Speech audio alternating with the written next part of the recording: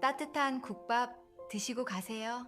빈 주머니로 가게 앞에서 쭈뼛거리던 한 남자에게 환한 미소로 국밥 한 그릇을 내어주던 가난한 여자가 있었습니다. 그날 낡은 작업복을 입고 서 있던 남자. 누구도 그가 명진건설의 회장이라는 사실을 알지 못했어요. 도대체 회장은 왜 일용직 노동자로 위장한 걸까요?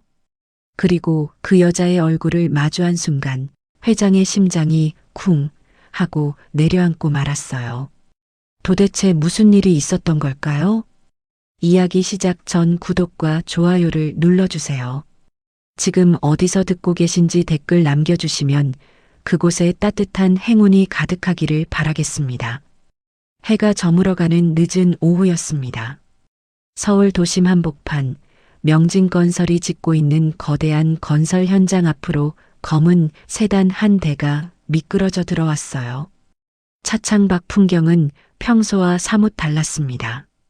인부들이 모여 있었고 그 한가운데서 거친 고함 소리가 터져 나오고 있었거든요. 우연히 그곳을 지나가던 명진건설 회장 강진만은 그 광경을 가만히 응시했습니다.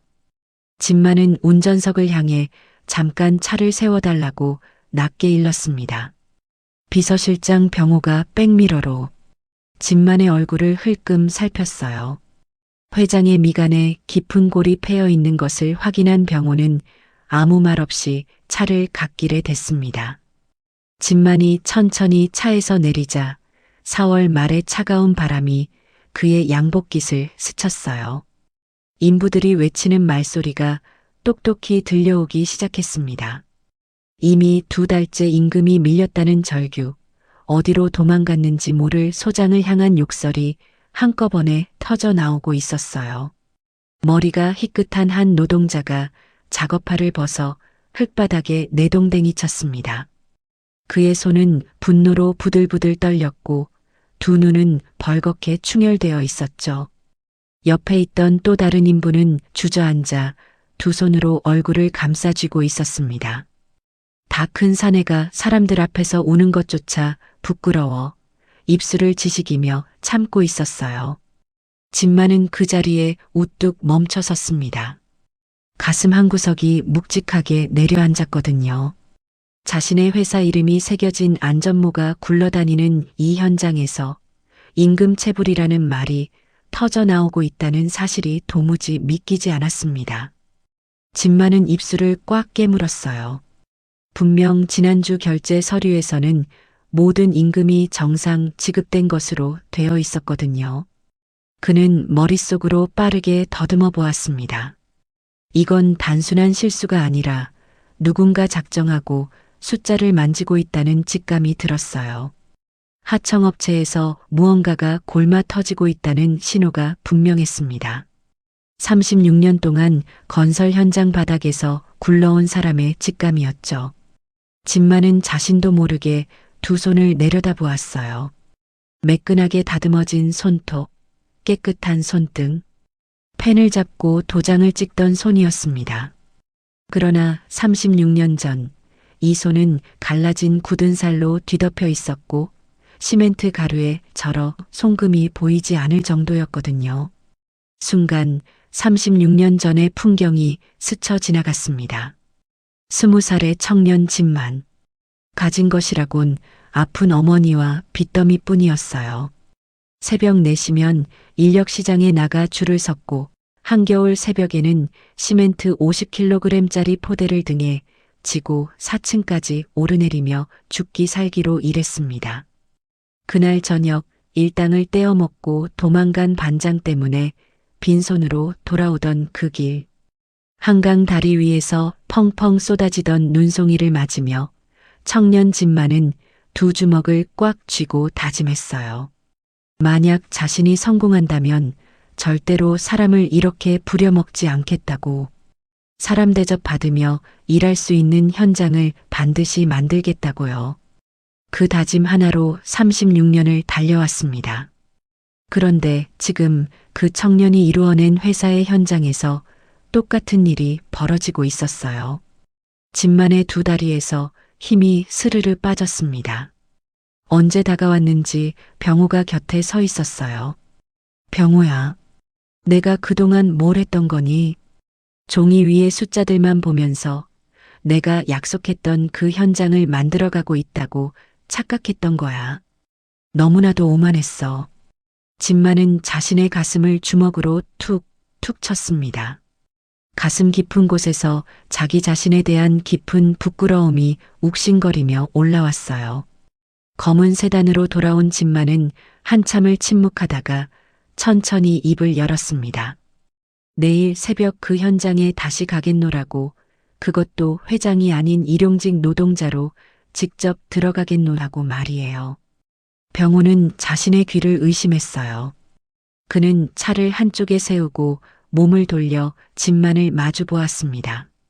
신문이며 방송에 회장님 얼굴이 얼마나 자주 나왔는지 인부들 중에 분명 회장님을 알아볼 사람이 있을 거라며 진심 어린 걱정을 쏟아냈어요. 하지만 진만은 천천히 고개를 저었습니다. 병호야, 사람들은 사람을 볼 때 옷차림으로 봐. 내가 낡은 작업복을 입고 인력시장에 서 있다면 사람들은 저 사람, 강진만 회장이랑 좀 닮았네. 그게 끝이야. 저 사람이 회장이다라고는 절대 생각하지 않아.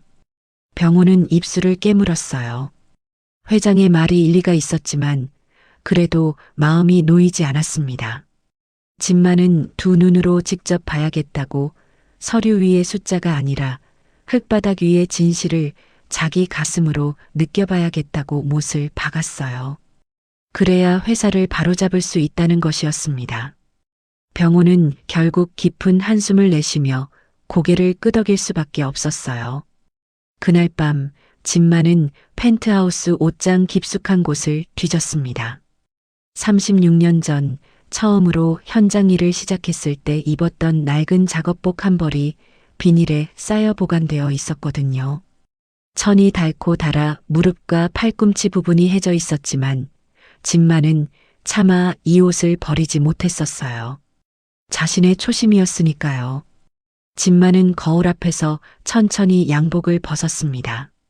비단 같은 셔츠 대신 색이 바랜 티셔츠를 입었고 양복 바지 대신 무릎이 헐렁한 작업복 바지를 걸쳤어요. 머리는 일부러 헝클어뜨렸고 깎지 않은 수염은 그대로 두었습니다. 거울 속에는 더 이상 명진건설의 회장이 없었어요. 거기엔 그저 초라한 일용직 노동자가 서 있었습니다. 다음 날 새벽 4시 가로등 불빛만이 새벽 공기를 노랗게 물들이는 가운데 인력시장 앞에는 수십 명의 사람들이 모여들고 있었습니다. 그 사이로 한 남자가 조용히 다가왔어요. 낡은 모자를 푹 눌러 쓴 그 남자는 다른 인부들 사이에 슬그머니 끼어 섰습니다. 진만이었어요. 새벽 공기가 차가워 그의 입에서 하얀 김이 모락모락 피어올랐죠. 이윽고 트럭 한 대가 들이닥쳤고 사람들이 우르르 몰려갔습니다. 트럭 옆에 서 있던 사내가 인부들을 훑어보았어요.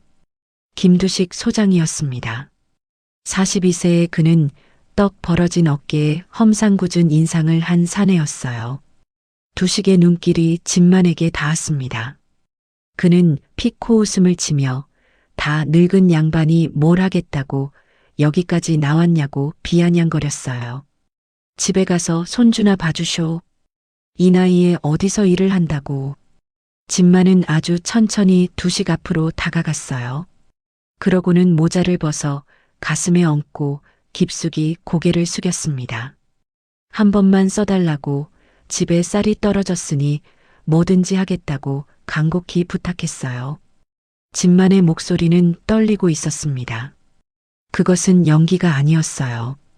36년 만에 다시 누군가 앞에 고개를 숙이는 그 순간 진만의 마음 깊은 곳에서 뜨거운 무언가가 울컥 치밀어 올랐거든요. 두식은 짜증스러운 표정으로 진만을 훑어보았어요. 그러고는 마지못해 명단에 이름을 적기 시작했습니다. 진만은 미리 준비해둔 가명, 강만수라는 이름을 댔어요.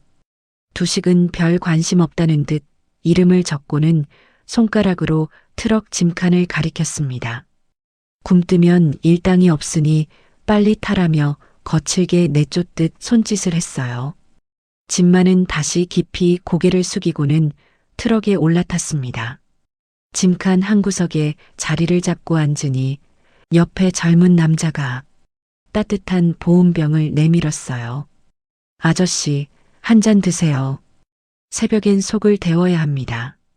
낯선 이의 따뜻한 손길에 짐만의 가슴이 일렁였습니다. 그는 떨리는 손으로 보온병을 받아들고 뜨끈한 보리차를 한 모금 머금었어요. 그 따스함이 가슴 한복판에 닿는 순간 짐만은 깨달았습니다. 이것이었어요. 서류 위에서는 절대 만날 수 없었던 진짜 사람의 온기.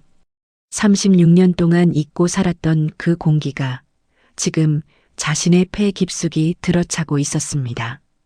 트럭이 천천히 출발했어요. 새벽 어스름 속을 달려가는 트럭 짐칸 위에서 초라한 일용직 노동자 강만수는 조용히 두 눈을 감았습니다.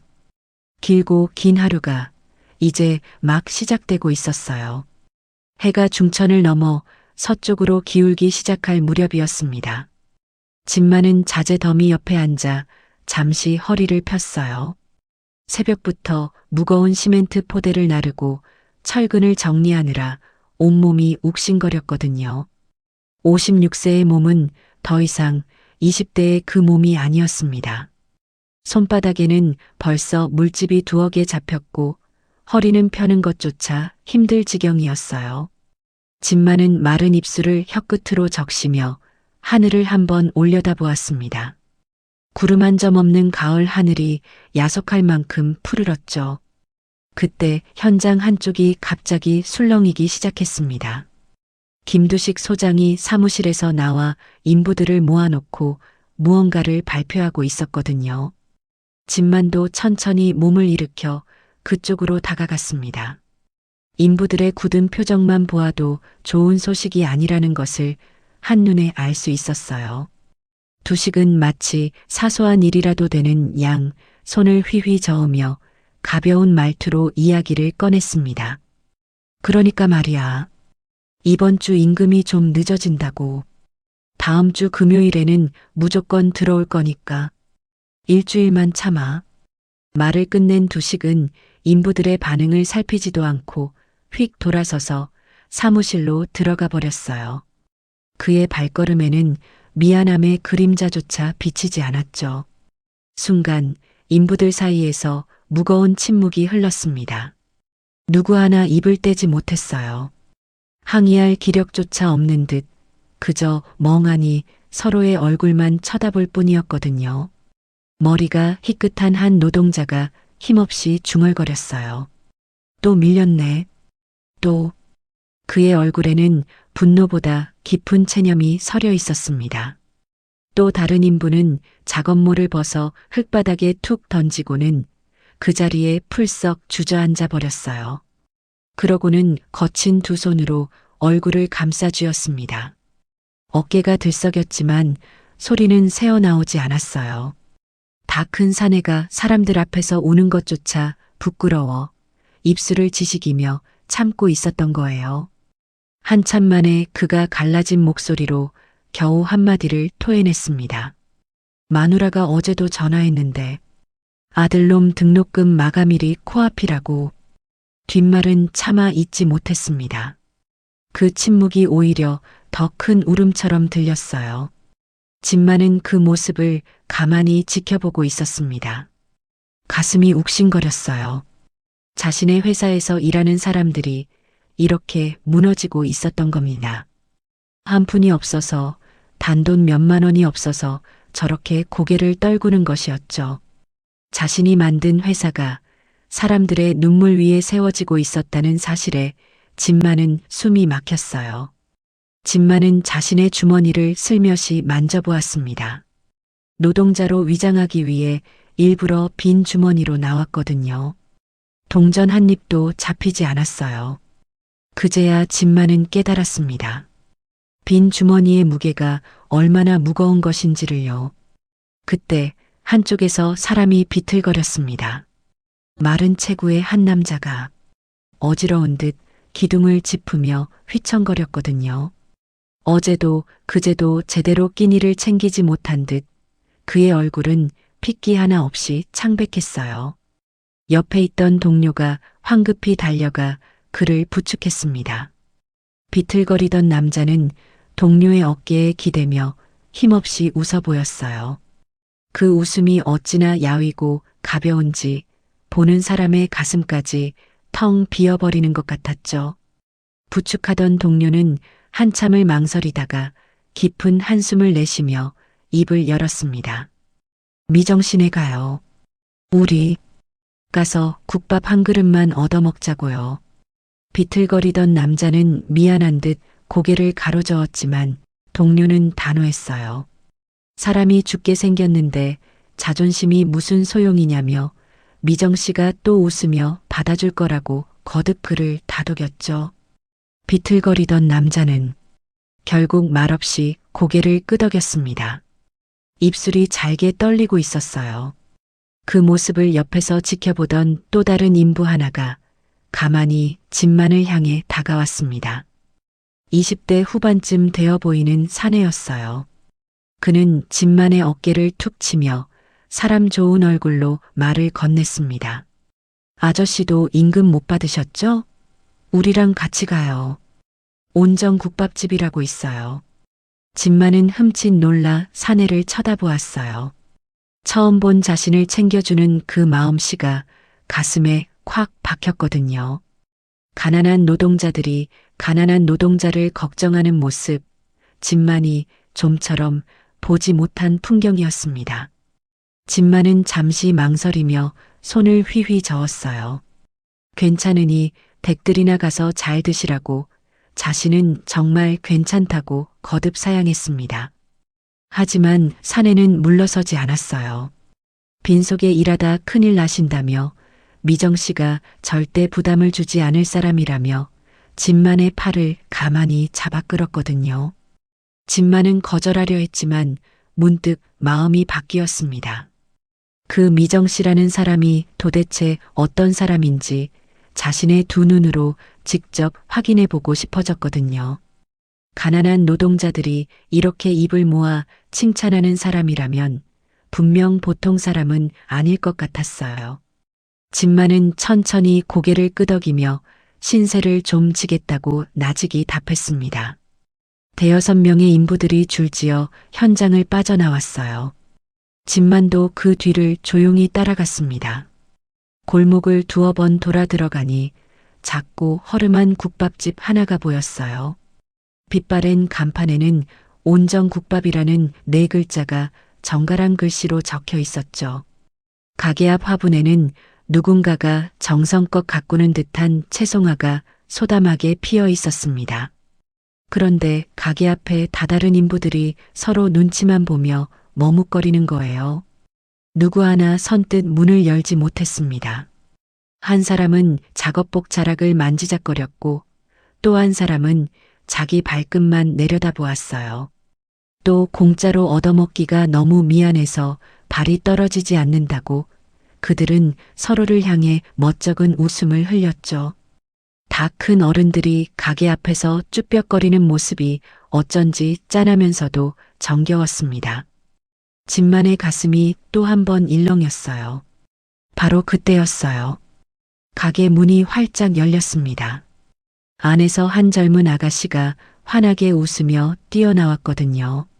26, 단아한 얼굴에 앞치마에는 김치 국물 자국이 군데군데 묻어 있었습니다.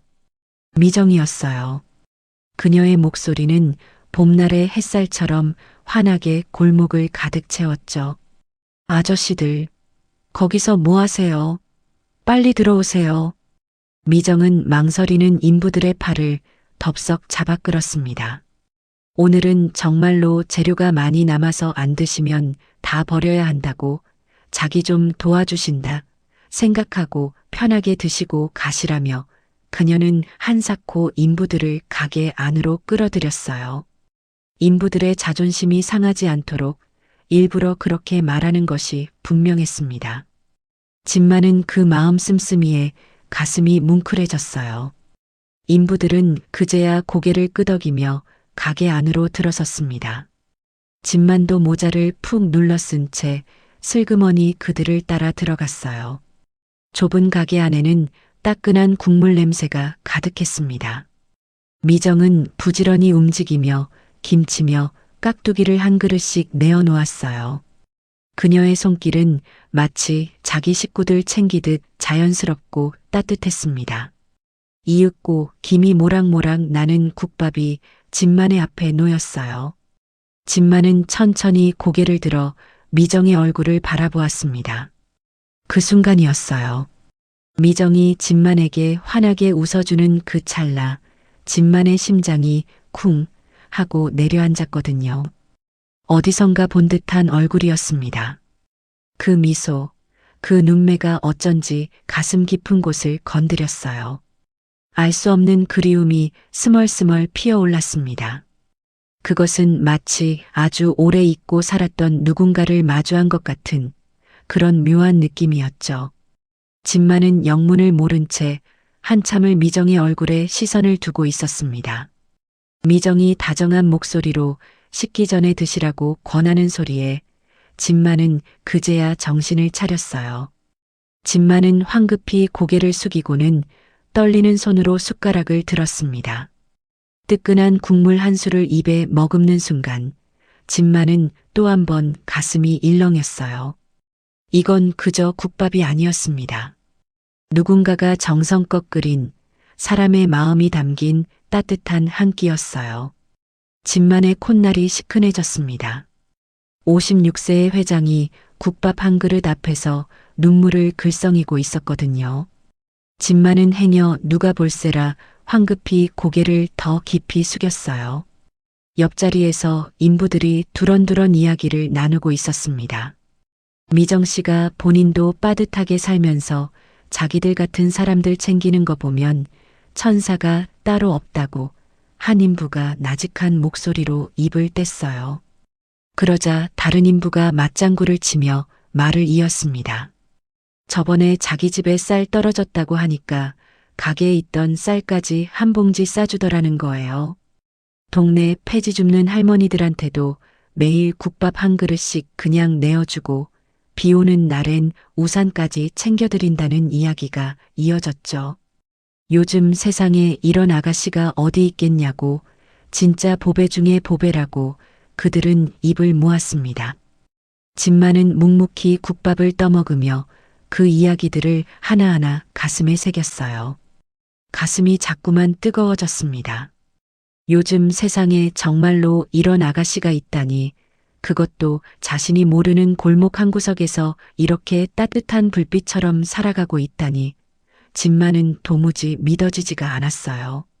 진만은 다시 한번 미정의 얼굴을 가만히 훔쳐보았습니다. 손님들 사이를 분주히 오가며 환하게 웃는 그 얼굴이 어쩐지 자꾸만 가슴 한 구석을 콕콕 찔렀어요. 정체 모를 그리움이 진만의 마음속에서 점점 더 크게 부풀어 오르고 있었습니다. 따뜻한 국밥의 온기가 진만의 차갑게 식어있던 가슴을 천천히, 아주 천천히 녹이고 있었어요. 밤 10시가 넘어서야 진만은 펜트하우스로 돌아왔습니다. 도시의 화려한 야경이 통유리창 너머로 펼쳐져 있었지만 진만의 두 어깨는 무겁게 처져 있었어요. 흙먼지를 뒤집어 쓴 작업복, 시멘트 가루가 허옇게 묻은 낡은 작업화, 그 차림 그대로 진만은 천천히 거실로 발을 들였습니다. 낡은 작업화가 매끈한 대리석 바닥에 닿는 순간 진만의 입에서 마른 웃음이 새어나왔어요. 흙 묻은 신발 자국이 반짝거리는 대리석 위에 어지럽게 찍히는 모습이 어쩐지 자기 자신의 모습 같아서요. 화려한 성에 발을 들인 초라한 노동자, 지금의 자신이 딱 그 모습이었습니다. 가슴 한구석이 묘하게 시려왔어요. 거실 한쪽에서 비서실장 병호가 조심스럽게 다가왔습니다. 그는 회장의 흑투성이 얼굴을 보고는 가슴이 먹먹해진 듯 한참을 말없이 서 있다가 어렵게 입을 열었어요. 회장님, 따뜻한 물에 좀 씻으시고 이제 회사로 복귀하시는 게 어떻겠습니까? 내일 임원 회의도 있다며 병호는 조심스럽게 회장의 안색을 살폈습니다.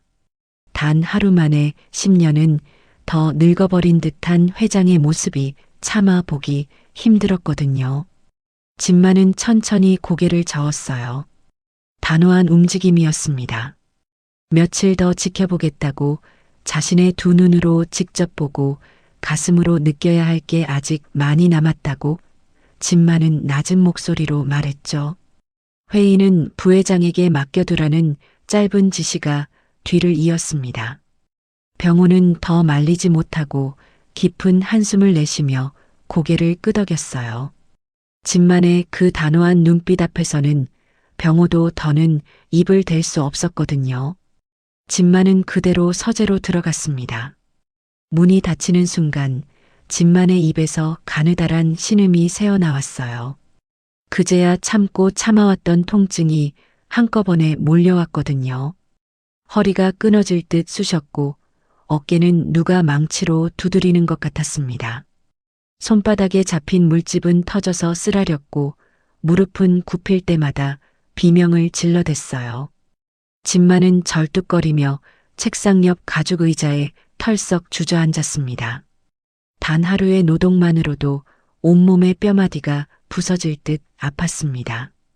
그런데 이상하게도 그 욱신거리는 통증이 진만에게는 차라리 반가웠어요. 잊고 있었던 무언가를 일깨워주는 통증이었거든요. 진만은 천천히 책상 위로 시선을 옮겼습니다. 거기엔 지난주에 결제한 보고서들이 가지런히 놓여 있었어요. 진만은 떨리는 손으로 그중 하나를 집어들었습니다. 명진건설 신축 현장 운영 보고서라는 글자가 선명하게 박혀 있었죠. 진만은 보고서를 한 장씩 천천히 넘겨보았어요.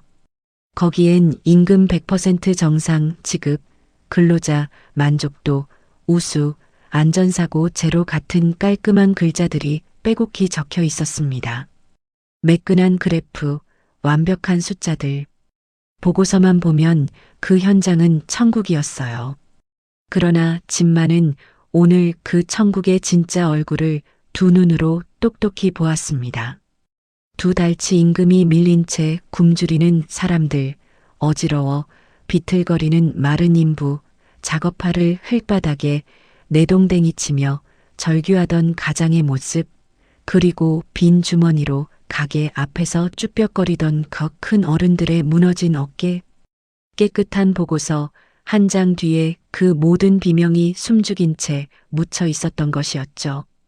진만의 입에서 거친 목소리가 새어나왔습니다. 이 종이 한 장이 얼마나 많은 사람의 피와 땀을 가려놓고 있었던 거야. 목소리가 잘게 떨리고 있었어요. 진만은 보고서를 두 손으로 꽉 움켜쥐었습니다. 그러고는 분노에 찬 손길로 그 종이를 박박 구겨버렸어요. 거짓으로 가득 찬 그 종이가, 자신의 두 눈을 가려온 그 종이가 진만에게는 더없이 흉측해 보였거든요. 구겨진 종이 뭉치를 바닥에 내던진 진만은 두 손으로 얼굴을 감싸쥐었습니다. 가슴 깊은 곳에서 부끄러움이 울컥 치밀어 올랐어요. 자신이 그렇게 혐오했던 그 인간들과 자신이 도대체 무엇이 달랐던가. 결국 똑같은 사람이 되어 있었던 것이 아닌가. 사람보다 돈을 앞세우는, 숫자만 보고 사람은 보지 못하는 그런 비정한 경영자. 성공의 높이에만 취해서 정작 자신이 발을 딛고 서 있는 그 바닥이 피투성이인 줄도 몰랐던 어리석은 인간. 진만은 가슴을 짓누르는 회안에 한참을 그렇게 앉아 있었습니다. 이윽고 진만은 무거운 몸을 일으켜 거울 앞에 섰어요. 거울 속에는 흙투성이 얼굴의 한 남자가 서 있었습니다. 머리카락은 헝클어져 있었고 뺨에는 검은 먼지가 묻어 있었어요. 진만은 자신의 두 손을 천천히 들어 올렸습니다. 수천억짜리 계약서에 도장을 찍던 매끈한 손, 그 손이 오늘 하루 만에 이렇게 갈라지고 거칠어져 있었어요. 진만은 그 거친 손을 한참 동안 내려다보았습니다. 묘하게도 매끈하던 어제의 손보다 갈라진 오늘의 손이 훨씬 부끄럽지 않게 느껴졌어요. 부끄럽다. 정말로 부끄럽다. 진만의 두 눈에 굵은 눈물이 차올랐습니다. 그는 거울 속 자신의 얼굴을 더 이상 마주할 수가 없어 천천히 고개를 떨궜어요. 한참을 그렇게 있던 진만은 천천히 몸을 일으켰습니다. 그러고는 병호를 호출했어요. 서재로 들어선 병호는 회장의 충혈된 눈을 보고 가슴이 철렁 내려앉았습니다. 그러나 진만의 입에서 흘러나오는 목소리는 조금 전에 그 흐느낌과는 전혀 다른 것이었어요. 낮고 무거웠지만 그 안에는 서늘한 칼날이 숨어 있었거든요. 지금부터 내가 일하는 그 현장의 김두식 소장, 그 사람을 낱낱이 조사해. 진만의 두 눈이 형형하게 빛나고 있었습니다. 임금을 어떻게 빼돌리고 있는지, 노동자들을 어떻게 착취하고 있는지, 비리는 또 어떻게 저지르고 있는지 하나도 빠짐없이 다 파헤치라는 지시가 이어졌어요. 절대로 김두식 그놈이 눈치채게 해서는 안 돼. 한 번에 뿌리째 뽑아내려면 지금은 조용히 지켜봐야 한다는 회장의 말에 병호는 깊이 고개를 숙이며 철저히 비밀리에 진행하겠다고 답했어요. 병호가 깊이 고개를 숙이고 나간 뒤 진만은 다시 통유리창 앞에 섰습니다. 발 아래로 펼쳐진 도시의 불빛들이 별처럼 반짝이고 있었어요. 어딘가에서는 또 누군가가 두 달치 밀린 임금을 받지 못한 채 굶주린 배를 움켜쥐고 잠들고 있을 터였습니다. 진만은 그 불빛들을 가만히 내려다보며 두 주먹을 천천히 그려쥐었어요. 청년 시절에 그토록 꿈꾸던 세상이 있었습니다. 사람을 사람답게 대하는 회사, 땀 흘린 만큼 정직하게 보상받는 일터, 그 단순하고도 뜨거운 꿈을 진만은 어느새 잃어버리고 있었던 것이었죠. 그 잃어버린 꿈을 자신의 두 손으로 반드시 되찾아 놓겠다고 다짐했어요. 다음 날 오후 진만은 또다시 흙먼지 가득한 현장에 서 있었습니다. 어제의 통증이 채 가시지 않은 몸이었지만 진만은 입을 꾹 다문 채 묵묵히 자재를 정리하고 있었어요. 어젯밤 비서실장 병호에게 김두식 소장의 비리를 캐라고 지시한 뒤로 진만의 두 눈은 더욱 매서워져 있었습니다. 표면은 어제와 같은 초라한 일용직이었지만 그 속에는 분명한 칼날이 숨어 있었거든요. 그때 현장 한쪽이 갑자기 시끄러워졌어요. 김두식 소장의 우렁찬 고함 소리가 멀리서부터 들려왔습니다. 이 영감탱이야. 내가 몇 번을 말해야 알아듣겠어. 진만은 천천히 고개를 돌렸어요. 김두식이 한 노인 앞에서 삿대질을 하고 있는 모습이 눈에 들어왔습니다. 60대 후반쯤 되어 보이는 노동자였어요. 그 노인은 두 손을 가슴 앞에 모은 채 김두식 앞에서 어쩔 줄 몰라 하며 떨고 있었습니다. 노인의 점퍼 주머니 속에는 두식이 던져준 잔돈이 삐죽 나와 있었어요. 김두식이 자기 부인의 약 심부름을 그 노인에게 시키고 있었던 거예요. 그것도 일을 해야 할 점심시간에 말이죠. 내 마누라 약 사오라는 그 간단한 심부름 하나를 못해? 두식의 목소리는 점점 더 거칠어졌습니다. 노인은 떨리는 목소리로 약국이 오늘 문을 열지 않았다고 점심도 거른 채 다녀왔다고 말했어요. 그러나 두식의 귀에는 그 어떤 말도 닿지 않았습니다. 시끄럽다며 호통을 친 두식은 영감 같은 인간을 받아준 게 어디인 줄 아냐며 다른 데서는 받아주지도 않을 거라며 노인의 가슴을 거칠게 후벼 팠어요. 노인의 두 눈에는 굵은 눈물이 그렁그렁 맺혔습니다. 사람들 앞에서 자식벌 되는 사내에게 그렇게 모욕을 당하는 그 심정이 얼마나 비참했을까요? 두식은 노인의 어깨를 거칠게 툭툭 밀쳤습니다. 그 작은 충격에도 휘청거렸어요. 진만의 얼굴이 굳어졌습니다. 두 주먹이 자기도 모르게 꽉 쥐어졌어요. 어제도 그제도 묵묵히 참아왔던 분노가 한꺼번에 터져 나오기 시작했거든요. 자신의 회사 현장에서 자신의 사람이 저렇게 짓밟히고 있다는 사실에 진만은 더 이상 가만히 있을 수가 없었습니다. 진만은 들고 있던 삽을 흙바닥에 툭 내려놓았어요. 그러고는 천천히 그러나 단호한 걸음으로 김두식 앞으로 다가갔습니다. 주변에 있던 인부들이 깜짝 놀라 진만을 쳐다보았어요. 어제 들어온 그 일용직 노동자가 무서운 김두식 소장 앞으로 걸어가고 있었거든요. 진만은 두식 앞에 멈춰서서 낮지만 묵직한 목소리로 입을 열었습니다. 이 현장의 근로자들은 당신 개인의 심부름꾼이 아니라고, 그분이 무슨 잘못을 했다고 그렇게 함부로 대하느냐고, 똑바로 대우하라고 진만은 또박또박 말했어요. 회장의 위엄이 자기도 모르게 새어나오고 있었습니다. 두식은 어이가 없다는 듯 입을 벌리고 진만을 쳐다보았어요. 그러더니 곧 코웃음을 치며 진만에게 성큼성큼 다가왔습니다. 뭐, 너 어제 들어온 신참이지? 어디서 감히 나한테 대들어. 두식은 진만의 가슴을 두 손으로 거칠게 밀쳐버렸어요. 어제 하루 종일 무거운 짐을 나르느라 지쳐있던 진만의 몸은 그 충격을 견디지 못했습니다. 진만은 흙바닥으로 풀썩 쓰러지고 말았어요. 쓰러진 진만의 입에서 신음이 새어나왔습니다. 어제 다친 허리가 다시 비명을 지르듯 욱신거렸거든요. 그러나 진만의 마음속에서 끓어오르는 것은 몸의 통증이 아니었어요. 사람을 벌레 보듯 하는 김두식의 그 태도, 그것이 진만의 가슴에 활활불을 지르고 있었습니다. 진만은 흙바닥에 주저앉은 채로 천천히 고개를 들었어요. 그러고는 두식을 똑바로 올려다보았습니다. 그 눈빛이 평범한 일용직의 그것이 아니었어요. 56년을 살아온 사람의 깊은 관록과 거대한 기업을 일궈온 회장 특유의 서늘한 위엄이 그 두 눈에서 뿜어져 나오고 있었거든요. 두식은 그 순간 흠칫 멈춰섰습니다. 자신을 올려다보는 그 눈빛이 어쩐지 평범하지 않다는 것을 본능적으로 느꼈거든요. 등골이 서늘해지는 알 수 없는 위압감이 두식의 뒷덜미를 쥐었어요. 늙고 초라한 남자 앞에서 자신이 위축되고 있다는 사실에 두식은 화가 났습니다.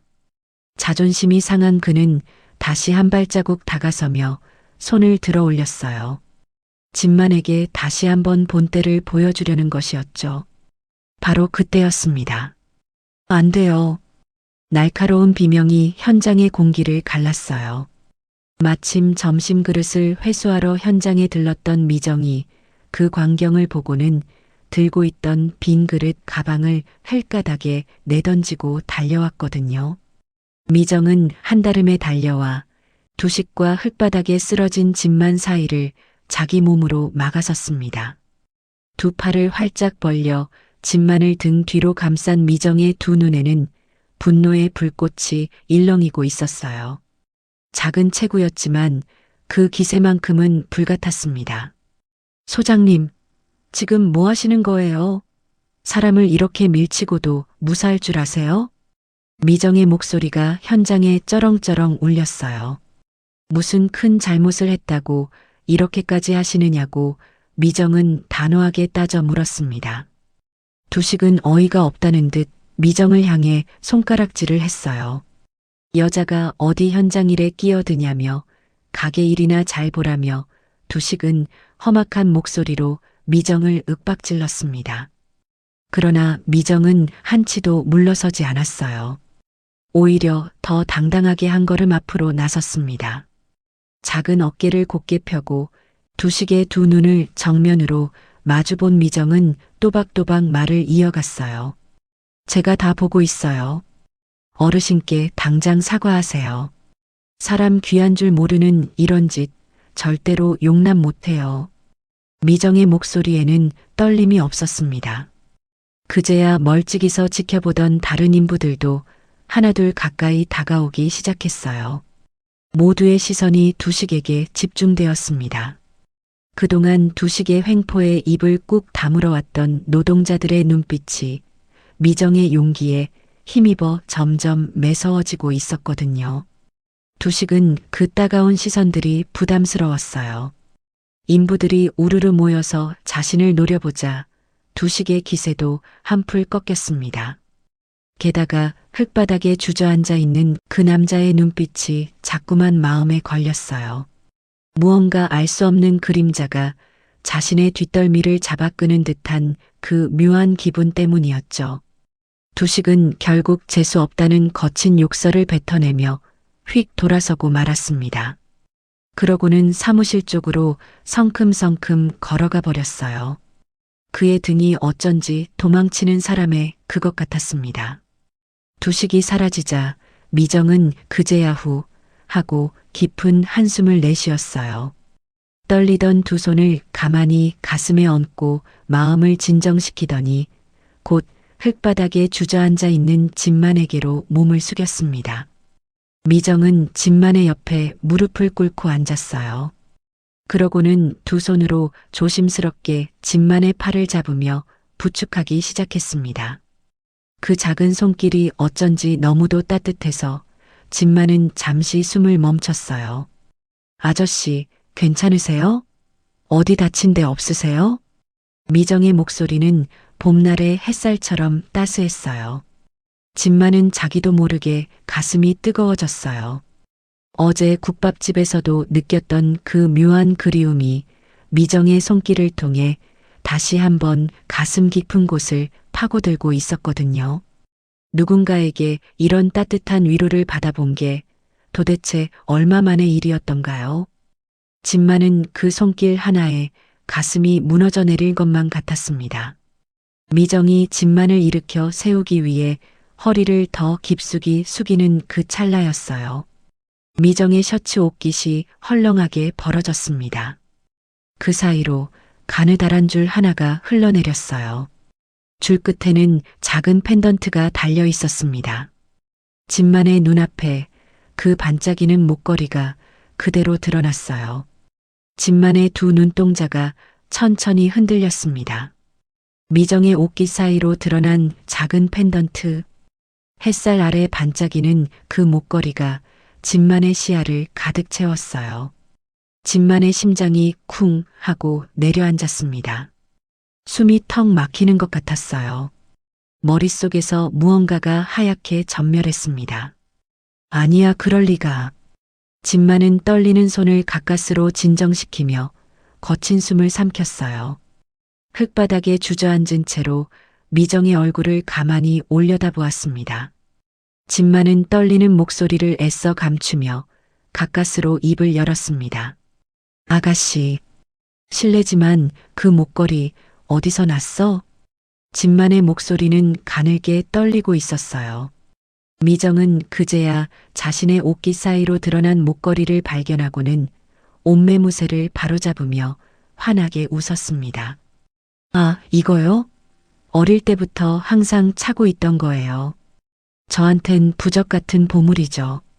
미정이 환하게 웃으며 그렇게 대답하는 그 짧은 순간 진만의 머릿속이 또 한 번 하얗게 전멸했습니다. 어릴 때부터 차고 있었다고? 진만의 시야가 일순간 흐려졌어요. 펜던트의 모양, 줄의 길이, 그리고 펜던트 모서리의 그 작은 흠집까지 모든 것이 너무도 정확하게 일치했습니다. 20년 전 진만이 직접 디자이너에게 부탁해 세상에 단 하나뿐이게 만들어 6살 딸에게 걸어주었던 바로 그 목걸이였어요. 아니야. 그럴 리 없어. 비슷한 디자인일 뿐이야. 세상에 비슷한 목걸이가 어디 한둘이겠어. 진만은 필사적으로 자신을 부정하려 했습니다. 그러나 머리는 부정해도 심장은 이미 격렬하게 요동치고 있었어요. 진만은 미정의 눈을 차마 더 마주할 수가 없었습니다. 이대로 더 서 있다가는 자신의 모든 감정이 무너져 내릴 것 같았어요. 진만은 시선을 황급히 떨어뜨리며 입가에 어색한 웃음을 띄웠습니다. 그렇구나, 참 예쁘네. 말끝이 가늘게 흐려졌어요. 진만은 미정의 손을 빌려 흙바닥에서 일어선 후 등을 휙 돌렸습니다. 그러고는 그 자리를 황급히 빠져나갔어요. 뒤에서 미정이 무어라 부르는 소리가 들렸지만 진만은 차마 돌아볼 수가 없었습니다. 자신의 얼굴이 지금 어떤 표정을 짓고 있을지 스스로도 알 수가 없었거든요. 펜트하우스로 돌아온 진만은 문을 닫자마자 벽에 등을 기대고 미끄러지듯 주저앉았습니다. 거친 숨이 턱 끝까지 차올랐어요. 가슴이 너무도 빠르게 뛰어서 갈비뼈가 부서질 것만 같았습니다. 진만의 눈앞에는 그 목걸이가 자꾸만 아른거렸어요. 펜던트의 미세한 굴곡, 디자이너가 마지막에 살짝 흠집을 냈던 그 모서리.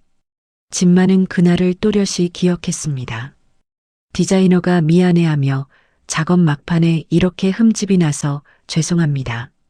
다시 만들겠습니다라고 말했을 때 진만은 웃으며 아니야. 우리 유정이만의 표시가 되겠네. 세상에 단 하나뿐인 목걸이가 됐어라고 답했었거든요. 세상에 단 하나뿐인 목걸이. 그것이 지금 미정의 목에 걸려 있었던 거예요. 진만은 떨리는 손으로 책상으로 기어가다시피 다가갔습니다. 가장 깊숙한 서랍을 열어 자물쇠가 채워진 작은 나무 상자를 꺼냈어요. 떨리는 손가락으로 자물쇠를 풀고 상자를 여는 그 순간 진만의 눈에서는 이미 굵은 눈물이 뚝뚝 떨어지고 있었습니다. 상자 안에는 사진 한 장이 정성스럽게 보관되어 있었어요. 20년 전 6살 유정이와 함께 찍은 마지막 사진이었습니다. 사진 속 유정이는 활짝 웃고 있었어요. 아빠 진만의 무릎 위에 앉아 환하게 웃고 있는 그 모습. 진만은 떨리는 손가락으로 사진 속 유정이의 얼굴을 어루만졌습니다. 오늘 본 미정의 얼굴을 천천히 겹쳐보았어요. 웃을 때 살짝 휘어지는 두 눈. 입가의 양쪽이 똑같이 올라가는 그 미소. 작은 콧방울의 모양까지. 모든 것이 너무도 닮아 있었습니다. 그리고 사진의 한 귀퉁이에는 6살 유정이의 목에 걸려 있는 그 목걸이가 햇살을 받아 반짝이고 있었어요. 오늘 본 그 목걸이. 진만의 시야가 또 한 번 흐려졌습니다. 사진 속에서 진만의 무릎 위에 앉아 있는 어린 유정이의 얼굴 위로 일찍 세상을 떠난 아내의 얼굴까지 스쳐 지나갔어요. 어쩜 이렇게도 닮았을까요? 미정의 그 다정한 미소가 어쩜 그렇게 아내의 미소와 똑 닮아 있었을까요? 진만의 두 다리에서 힘이 스르르 빠졌습니다. 그는 책상 옆에 그대로 무릎을 꿇고 만 채 사진을 가슴에 꽉 끌어안았어요. 입에서 가느다란 신음이 새어나왔습니다. 설마 진짜 우리 유정이었니? 목소리가 갈라지고 있었어요. 두 눈에서는 굵은 눈물이 멈추지 않고 흘러내렸습니다. 진만은 사진을 끌어안은 채 한참을 그렇게 바닥에 무릎을 꿇고 흐느꼈어요. 얼마 후 진만은 가까스로 몸을 일으켜 휴대폰을 들었습니다. 떨리는 손가락으로 비서실장 병호를 호출했어요. 잠시 후 병호는 회장의 충혈된 두 눈을 보고 가슴이 철렁 내려앉았습니다. 회장님, 무슨 일이십니까? 어디 편찮으십니까? 진만은 떨리는 목소리로 그러나 단호한 어조로 입을 열었어요. 병호야, 잘 들어라. 지금 즉시 온정국밥집 주인 미정의 과거부터 현재까지 모든 것을 다 조사해. 어디서 태어났는지, 부모는 누구였는지, 어떻게 자라왔는지 단 하나도 빠짐없이 다 알아내. 병호는 갑작스러운 지시에 놀란 듯 잠시 회장의 얼굴을 살폈습니다. 그러나 회장의 그 절박한 눈빛에 더 묻지 않고 고개를 숙였어요. 네, 회장님. 즉시 조사하겠습니다. 진만은 잠시 망설였습니다. 다음 말이 너무도 무거웠거든요. 두 손을 천천히 그어쥐었다가 풀더니 진마는 결국 뼈아픈 결심을 입에 담았어요. 그리고 한 가지 더. 유전자 검사까지 진행해. 머리카락이든 숟가락이든 미정이 사용한 컵 하나라도 어떤 수를 써서라도 방법은 내가 찾아. 병호의 두 눈이 크게 흔들렸습니다. 회장의 그 떨리는 목소리에서 그는 모든 것을 직감했어요. 병호는 깊이 고개를 숙이며 답했습니다. 네, 회장님. 비밀리에 최선을 다해 진행하겠습니다. 병호가 나간 뒤 진마는 사진을 가슴에 꽉 끌어안은 채 한참을 그 자리에 주저앉아 있었습니다. 진만이 33세 되던 해의 봄이었습니다. 사랑하는 아내가 병상에 누워 있었어요. 폐에 깊이 자리 잡은 지병이 끝내 아내를 놓아주지 않았거든요. 3살밖에 안 된 어린 유정이는 영문도 모른 채 엄마의 침대 옆에서 작은 손으로 엄마의 손가락을 만지작거리고 있었습니다. 아내는 마지막 숨을 고르며 진만의 손을 꽉 붙잡았어요. 핏기 하나 없는 창백한 입술이 가늘게 떨렸습니다. 떨리는 그 입술 사이로 아내는 마지막 부탁을 남겼어요. 우리 유정이를 절대로 슬프게 하지 마요. 외롭게 하지 마요. 그것이 아내의 마지막 말이었습니다. 진마는 아내의 마른 손을 두 손으로 감싸쥐고 굵은 눈물을 뚝뚝 흘리며 맹세했어요. 여보, 약속할게. 우리 유정이 내가 세상에서 가장 행복한 아이로 키울게. 그 약속을 들은 아내는 안심한 듯 가느다란 미소를 지으며 천천히 눈을 감았습니다. 그것이 아내의 마지막 모습이었어요. 아내가 떠난 후 진만에게 유정이는 단순한 딸이 아니었습니다. 죽은 아내가 자신에게 남긴 유일한 분신이었고 텅 빈 진만의 삶을 지탱해주는 단 하나의 버팀목이었어요. 진만은 매일 아침 가장 먼저 유정이의 작은 얼굴을 들여다보았고 밤에는 유정이의 머리맡에서 동화책을 읽어주었습니다. 그 작은 아이의 까르르 웃는 소리 하나로 진만은 세상의 모든 슬픔을 이겨낼 수 있었거든요. 그렇게 3년이 흘렀습니다. 유정이는 어느덧 6살이 되어 있었어요. 그날은 유난히도 따뜻한 봄날 오후였습니다. 진마는 유정이의 작은 손을 잡고 동네 아이스크림 가게로 향했어요. 유정이는 아빠의 손을 잡고 토끼처럼 폴짝폴짝 뛰며 아이스크림을 먹으러 간다고 흥얼흥얼 노래를 불렀습니다. 가게에 도착하자 유정이는 유리창 너머의 알록달록한 아이스크림들을 꼼꼼히 살펴보았어요. 작은 손가락으로 유리창을 콕콕 짚어가며 진지하게 고민하는 모습이 너무도 사랑스러웠습니다. 그 작은 얼굴을 보며 진마는 환하게 웃으며 유정이의 머리를 쓰다듬었어요. 그때 진마는 마음속 깊은 곳에서 잔잔한 안도감을 느끼고 있었습니다. 하늘에 있을 아내를 향해 약속을 잘 지키고 있다고, 우리 딸이 이렇게 환하게 웃고 있다고 진마는 속으로 가만히 인사를 건넸어요. 바로 그때였습니다. 진만의 양복 안주머니에서 휴대폰이 요란하게 울렸어요. 그토록 공들여 추진하던 해외 계약건이었습니다. 진만은 잠시 망설이다가 유정이의 작은 어깨를 두드리며 가게 앞에 잠깐 서 있으라고 일렀어요. 어디 가지 말고 딱 그 자리에 있으라고 신신당부를 했습니다. 유정이는 환하게 웃으며 고개를 끄덕였어요. 그 사이에 아이스크림을 골라놓겠다고 그렇게 약속하면서요. 진마는 그 미소에 안심하며 몇 걸음 나섰습니다. 5분이면 충분하다고 그렇게 안일하게 생각했던 거예요. 해외 바이어와의 통화는 정신없이 이어졌습니다. 통화를 끝내고 진만이 가게 앞으로 돌아섰을 때 그의 발걸음은 그 자리에 얼어붙고 말았어요. 유정이가 없었습니다. 분명 가게 앞에 서 있던 그 작은 아이가 마치 처음부터 없었던 것처럼 흔적도 없이 사라져 있었어요. 진만의 심장이 뚝 하고 떨어지는 소리가 들렸습니다. 진만은 가게 안으로 뛰어들어갔지만 그 안에도 유정이의 모습은 없었어요. 가게 주인은 떨리는 목소리로 아이가 강아지 한 마리를 따라 골목 쪽으로 가더라고 더듬더듬 말했습니다. 진만은 그 말이 채 끝나기도 전에 골목으로 미친 듯이 뛰쳐나갔어요. 평온하던 그 봄날의 골목이 한순간에 끝없는 공포의 미로로 변해 있었습니다. 진만은 가게마다 들어가서 물어보았고 지나가는 사람마다 붙잡고 매달렸어요. 그러나 그 어디에도 6살 유정이의 모습은 없었습니다. 해가 지고 어둠이 내리자 진만은 경찰과 함께 그 일대를 샅샅이 뒤졌어요. 한밤중에도 진만은 골목골목을 누비며 딸의 이름을 부르고 또 불렀습니다.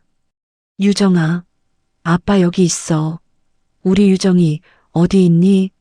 목이 쉬어 더 이상 소리가 나오지 않을 때까지 진만은 그 자리에 무릎을 꿇고 엎드려 흐느꼈어요. 골목 끝에서는 그저 가로등 불빛만이 차갑게 깜빡일 뿐 정적이 깊고 무겁게 깔려 있었습니다. 그날 이후 진만의 인생은 송두리째 바뀌었어요. 진만은 미친 사람처럼 일에만 매달리기 시작했습니다. 새벽 5시에 출근해서 자정이 넘어 퇴근하는 일상이 반복됐어요. 사설 탐정을 고용했고 전국에 전단지를 뿌렸습니다. 그러나 시간이 흐를수록 흔적은 점점 옅어져만 갔어요. 일을 멈추는 그 순간 어김없이 그날의 기억이 진만을 덮쳐왔거든요. 가게 앞에서 휴대폰을 든 채 통화하던 자신의 모습. 빨리 오라며 환하게 웃던 유정이의 마지막 미소. 그리고 텅 빈 가게 앞. 진만은 자신을 끝까지 몰아세우며 쉬지 않고 일해야만 아내와의 약속을 지키지 못한 그 죄책감과 딸을 잃은 그 지옥 같은 기억에서 잠시나마 도망칠 수 있었어요. 20년이라는 긴 세월이 흘렀지만 그 5분만은 진만에게 단 하루도 흐릿해진 적이 없었습니다. 진만은 길고 긴 회상에서 천천히 깨어났습니다. 두 뺨에는 마른 눈물 자국이 길게 그어져 있었어요. 진만은 떨리는 손으로 사진을 다시 어루만졌습니다. 사진 속 유정이의 얼굴 위로 오늘 본 미정의 환한 미소가 또 한 번 겹쳐졌어요. 진만은 떨리는 목소리로 하늘에 있을 아내를 가만히 불렀습니다. 여보, 내가 그 약속을 비록 20년이나 늦었지만 이제라도 지킬 수 있을 것 같아. 진만의 두 눈에 다시 굵은 눈물이 차올랐어요. 그러나 바로 그 시각이었습니다. 미정의 온정 국밥에서는 또 다른 비극이 벌어지고 있었어요. 따뜻한 국물 냄새로 가득하던 가게 문이 쾅 하고 거칠게 열렸습니다. 검은 옷을 입은 건장한 사내 4~5명이 우르르 몰려들었어요. 손에는 야구 방망이가 들려 있었고 얼굴에는 음흉한 미소가 걸려 있었습니다. 식사를 하던 손님들이 비명을 지르며 자리에서 벌떡 일어났어요. 건달 하나가 가장 가까운 식탁을 발로 걷어찼습니다. 뜨거운 국밥이 식탁째 뒤집히며 와장창 깨졌고 손님들은 황급히 가게 밖으로 도망쳐 나갔어요. 미정이 주방에서 뛰쳐나오며 다급하게 외쳤지만 건달들은 미정을 비웃으며 가게 안집기들을 무자비하게 부수기 시작했습니다. 의자가 부서지고 그릇이 산산조각 났어요. 정성껏 닦아둔 식탁들이 흙바닥에 나뒹굴었습니다. 미정은 두려움에 온몸이 떨렸지만 두 발을 흙바닥에 단단히 디디고 가게 한가운데 우뚝 섰어요. 작은 두 주먹을 꽉 쥐고 떨리는 목소리로 절규하듯 외쳤습니다. 당장 나가세요. 경찰 부르겠어요. 우두머리로 보이는 건달이 픽 코웃음을 치며 미정에게 성큼성큼 다가왔어요. 그는 거친 손으로 미정의 뺨을 톡톡 두드리며 협박했습니다. 건설 현장에서 그렇게 잘난 척 나서더니 한 번만 더 설쳐봐. 이 가게 뼈대까지 뽑아버릴 줄 알아. 그 말을 들은 미정의 두 눈이 크게 흔들렸어요. 건설 현장이라는 그 한마디가 미정의 머릿속에 번개처럼 꽂혔거든요. 김두식 소장이 보낸 사람들이라는 사실을 미정은 단번에 직감했습니다. 오늘 낮에 노동자들을 감싼 일이 그렇게나 분했던 거예요. 미정의 두 손이 부들부들 떨렸어요. 두려움이 아니었습니다. 분노였어요. 건달들은 한바탕 가게를 쑥대밭으로 만들어 놓고는 낄낄거리며 빠져나갔습니다. 가게 문이 쾅 닫히는 소리와 함께 정막이 찾아왔어요. 미정은 그제야 다리에 힘이 풀려 부서진 의자 앞에 풀썩 주저앉았습니다. 참고 참았던 눈물이 두 뺨을 타고 뚝뚝 떨어졌어요. 그러나 미정은 오래 울지 않았습니다. 잠시 후 미정은 소매로 눈물을 거칠게 닦아냈어요. 그러고는 떨리는 손으로 한쪽에 쓰러져 있던 빗자루를 집어들었습니다. 여기서 무너지면 안 된다고 김두식 그 사람이 자기가 무너지길 바라겠지만 절대로 그렇게는 안 된다고 미정은 입술을 꽉 깨물며 다짐했어요. 현장에서 땀 흘리는 그 일용직 어르신들을 위해서라도 자기가 멈춰서는 안 된다고 굳게 마음을 다잡았습니다. 두려움보다 더 큰 신념이 미정의 작은 어깨를 다시 일으켜 세웠어요. 미정은 떨리는 손으로 빗자루를 꽉 쥐고 산산이 부서진 가게 안을 천천히 쓸어 담기 시작했습니다. 밤은 깊어가고 있었지만 미정의 두 눈만은 어둠 속에서 더욱 형형하게 빛나고 있었어요. 그로부터 사흘이 지난 늦은 오후였습니다. 잿빛 구름이 낮게 깔려 있었어요. 곧 비라도 쏟아질 것 같은 무거운 하늘이었습니다. 진만은 그 사흘 동안 거의 잠을 이루지 못했어요. 책상 위에 놓인 유정이의 사진만을 하염없이 들여다보며 병호의 보고를 기다리고 또 기다렸거든요. 이윽고 집무실 문이 조심스럽게 열렸습니다. 비서실장 병호가 두꺼운 서류철을 가슴에 안고 들어섰어요. 그의 표정은 그 어느 때보다 침통하고 무거웠습니다. 회장님, 병호의 목소리가 가늘게 떨렸습니다. 그 한마디만으로도 진만은 모든 것을 직감했어요. 진만은 천천히 자리에서 일어나 병호 앞에 마주 섰습니다. 가슴이 너무 빠르게 뛰어서 숨이 가빠올 정도였어요. 병호는 떨리는 손으로 서류철을 펼쳤습니다. 그의 두 눈에는 이미 눈물이 그렁그렁 맺혀 있었어요. 떨리는 목소리로 병호는 가장 먼저 유전자 검사 결과를 보고했습니다. 미정량은 99.9%의 확률로 유정이가 맞다는 결론이었어요. 그 말이 진만의 가슴을 깊숙이 파고들었습니다. 진만의 두 다리가 휘청하고 흔들렸어요. 그는 책상을 짚고 가까스로 몸을 지탱했습니다.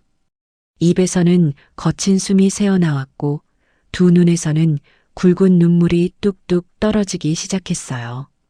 우리 유정이가, 진짜로 우리 유정이가. 진만은 말을 잇지 못하고 두 손으로 얼굴을 감쌌습니다. 20년 동안 한 번도 잊은 적 없었던 그 작은 손, 그 해맑은 웃음. 그 아이가 이렇게 자라서 자신의 눈앞에 다시 나타났다는 사실이 도무지 믿기지 않으면서도 너무도 사무치게 다가왔거든요. 병호는 회장의 흐느낌이 잠시 잦아들기를 기다렸어요. 그러고는 떨리는 목소리로 또박또박 보고를 이어갔습니다. 20년 전 길을 잃은 어린 유정이 어찌된 영문인지 그 골목에서 한참이나 떨어진 낯선 동네까지 흘러갔고 그곳에서 박순자라는 한 여인이 거리를 헤매던 6살 아이를 발견해 곧바로 경찰서로 데려갔다는 것이었어요. 그런데 당시 아이는 충격이 너무 컸던 탓인지 6살이라는 나이 외에는 이름도 집 주소도 부모님이 누구인지도 전혀 기억하지 못하는 상태였답니다. 진만의 어깨가 또 한 번 들썩였어요. 그날 그 작은 아이가 얼마나 큰 충격을 받았으면 자기 이름조차 기억하지 못했을까요? 가슴이 칼로 도려내지는 것 같았습니다. 병호의 보고는 더 이어졌어요. 경찰은 영고가 확인되지 않으니 아이를 고아원으로 보내야 한다고 했답니다. 그때 박순자라는 그 여인이 자신도 어릴 적 고아원에서 자라며 겪었던 그 지옥 같은 시절을 떠올리고는 이 아이를 또 다른 지옥으로 보낼 수 없다며 차마 발길을 떼지 못했답니다. 결국 자신이 직접 거두어 키우기로 결심하고 미정이라는 이름까지 새로 지어주었다는 것이었어요. 진만은 천천히 고개를 들어 병호를 쳐다보았어요. 그 눈에서 굵은 눈물이 끊임없이 흘러내리고 있었습니다. 그분이 우리 유정이를 거두어 키워주셨다고. 병호는 침통한 얼굴로 고개를 끄덕였어요. 그러고는 박순자라는 그 여인이 형편은 정말 어려웠지만 미정을 친딸처럼 아껴서 키웠다는 것. 그래서 미정도 그 가난 속에서도 끼니를 거르는 일용직 어르신들에게 자신의 밥을 쪼개어 국밥을 내어드릴 줄 아는 그렇게 바른 아이로 자라났다는 사실을 보고했습니다. 진만은 또 한 번 무너지듯 흐느꼈어요. 자신이 잃어버린 그 어린 딸이 그래도 누군가에게 사랑받으며 자랐다는 사실. 그것이 한없이 고마우면서도 그 고마움이 또 다른 죄책감으로 가슴을 후벼 팠습니다. 그러나 병호의 입에서 곧 더 무거운 진실이 흘러나왔어요. 박순자라는 그 양어머니는 2년 전 암으로 돌아가셨다는 것이었습니다. 돌아가실 때까지 남기신 병원비 빚이 상당했고 미정은 그 빚을 갚기 위해서 어머니가 돌아가신 뒤에도 매일 늦은 밤까지 국밥집을 혼자 운영하며 고군분투해 왔답니다. 진만의 입에서 거친 신음이 터져나왔어요. 친엄마도 모르고 자란 그 아이가 키워준 어머니마저 잃고는 어린 나이에 거액의 빚까지 떠안고 새벽까지 일해야 했다니. 진만의 가슴이 갈갈이 찢어지는 것 같았습니다. 병호는 깊은 한숨을 내쉬고는 가장 가슴 아픈 사실을 보고했어요. 박순자 씨에게는 박기태라는 친아들이 한 명 있는데 어릴 때부터 미정을 미워해왔다는 것이었습니다. 어머니가 돌아가신 뒤에도 이놈은 미정을 그저 돈 벌어오는 기계로만 여겼답니다. 어머니 병원비 빚을 갚느라 등골이 휘는 미정에게 수시로 찾아와서 폭언과 협박을 일삼았고 그나마 쥐고 있던 돈까지 모조리 빼앗아 갔다고 했어요. 가게에 와서 술을 마시며 손님들이 보는 앞에서 행패를 부린 적도 한두 번이 아니었답니다. 진만의 두 주먹이 부들부들 떨렸어요. 자신의 딸이 그 어린아이가 그렇게 짓밟히며 살아왔다는 사실에 진만의 두 눈에서 시뻘건 핏발이 섰습니다. 병호는 잠시 호흡을 가다듬었어요. 그러고는 가장 무거운 진실을 입에 담았습니다. 며칠 전 김두식 소장의 사주를 받은 건달들이 미정의 가게로 들이닥쳐 가게를 박살냈다는 것이었어요. 미정이 현장에서 자신에게 망신을 줬다고 앙심을 품은 김두식이 비열하게 보복을 한 것이었습니다. 가게 안식탁이며 그릇이 죄다 부서졌고 미정은 혼자서 그 잔해를 치우며 밤을 지샜답니다. 진만은 책상을 두 손으로 짚은 채 그대로 무너졌습니다. 다리에 힘이 풀려 의자에 풀썩 주저앉았어요. 우리 유정이가 그 못된 의붓 오빠한테 돈을 빼앗기고 그것도 모자라서 내 회사 소장 놈한테까지 짓밟히고 있었단 말이지. 진만은 두 손으로 자신의 가슴을 쥐어뜯었어요. 가슴 한복판이 너무도 아파서 숨조차 제대로 쉴 수가 없었거든요.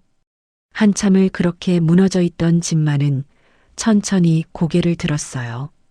그의 두 눈에는 더 이상 슬픔의 눈물만이 있는 것이 아니었습니다. 그 눈물 속에서 시퍼런 칼날 같은 분노가 번뜩이고 있었어요. 진만은 자리에서 천천히 일어섰습니다. 병호야. 진만의 목소리는 낮고도 서늘했어요.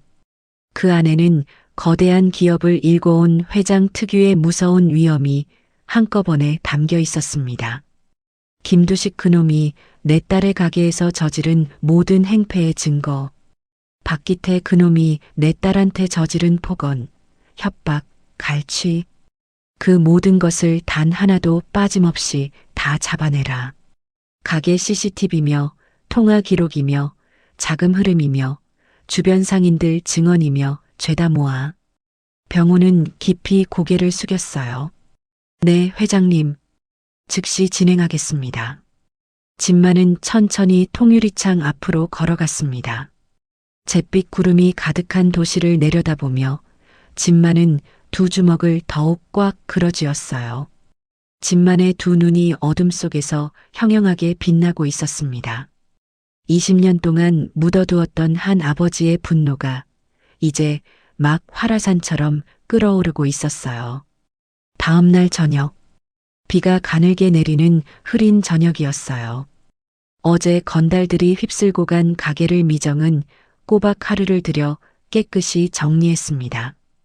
부서진 의자 몇 개는 한쪽에 쌓아두었고 새로 끓인 국물 한 솥에서는 다시 따뜻한 김이 모락모락 피어오르고 있었어요.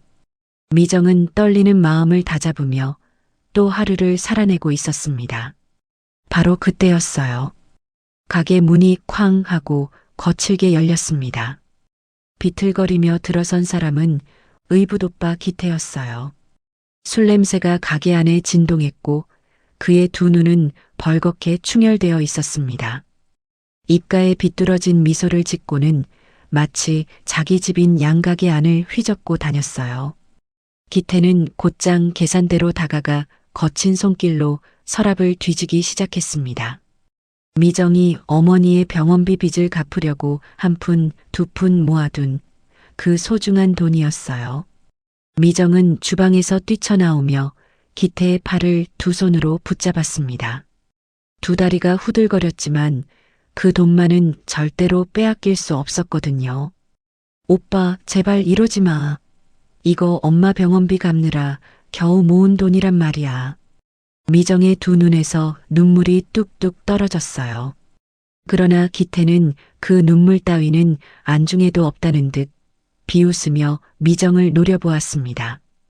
엄마 병원비, 그건 네가 일해서 다시 벌어오면 되잖아. 빨리 내놔. 기태는 거친 손으로 미정의 어깨를 거칠게 떠밀었어요. 작은 체구의 미정은 그 충격에 휘청하고 뒤로 물러섰습니다.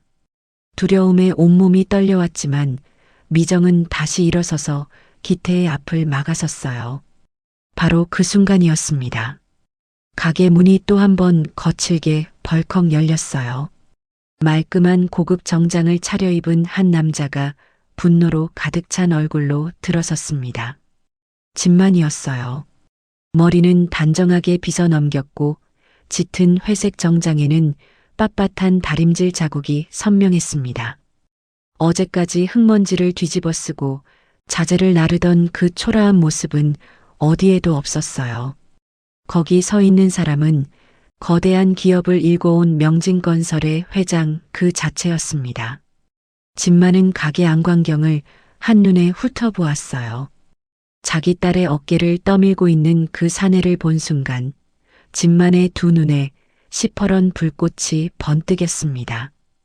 그는 성큼성큼 다가가 순식간에 기태의 손목을 낚아채 뒤로 꺾으며 짓눌렀어요.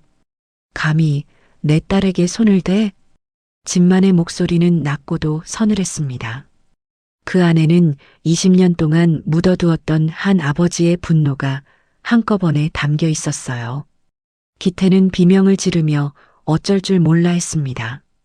기태는 엉겁결에 몸을 뒤틀어 진만의 소나기에서 벗어났어요. 그러고는 본능적으로 가게 밖으로 필사적으로 달아나려 했습니다. 그러나 그가 가게 문 앞에 닿는 순간 거기에는 이미 또 다른 사내가 떡 버티고 서 있었어요. 비서실장 병호였습니다. 병호는 차분한 표정으로 기태의 멱살을 한 손으로 거머쥐었어요. 그러고는 다정하게까지 들리는 목소리로 그를 맞이했습니다. 박기태 씨, 안녕하십니까? 당신 그동안 저지른 사기 혐의로 지금 도주 중이시더군요. 기태의 얼굴이 새파랗게 질렸어요. 어떻게 자기 일을 이 사람들이 알고 있는지, 어떻게 이렇게 정확하게 자신의 멱살을 잡고 있는지, 그저 머릿속이 새하얗게 변할 뿐이었습니다. 병호가 가볍게 눈짓을 하자 가게 밖에 대기하고 있던 검은 정장의 경호원 2명이 순식간에 안으로 들어섰어요. 그들은 기태의 양팔을 단단히 결박하듯 붙잡았습니다. 병호는 경호원들에게 침착한 목소리로 기태를 경찰서로 데려가라고 지시했어요.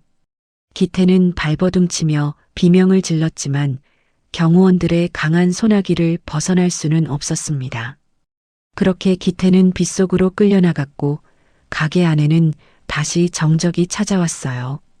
미정은 부서진 의자 옆 흙바닥에 주저앉은 채 거칠게 숨을 몰아쉬고 있었습니다. 그녀의 두 눈에는 혼란과 당혹감만이 가득했어요.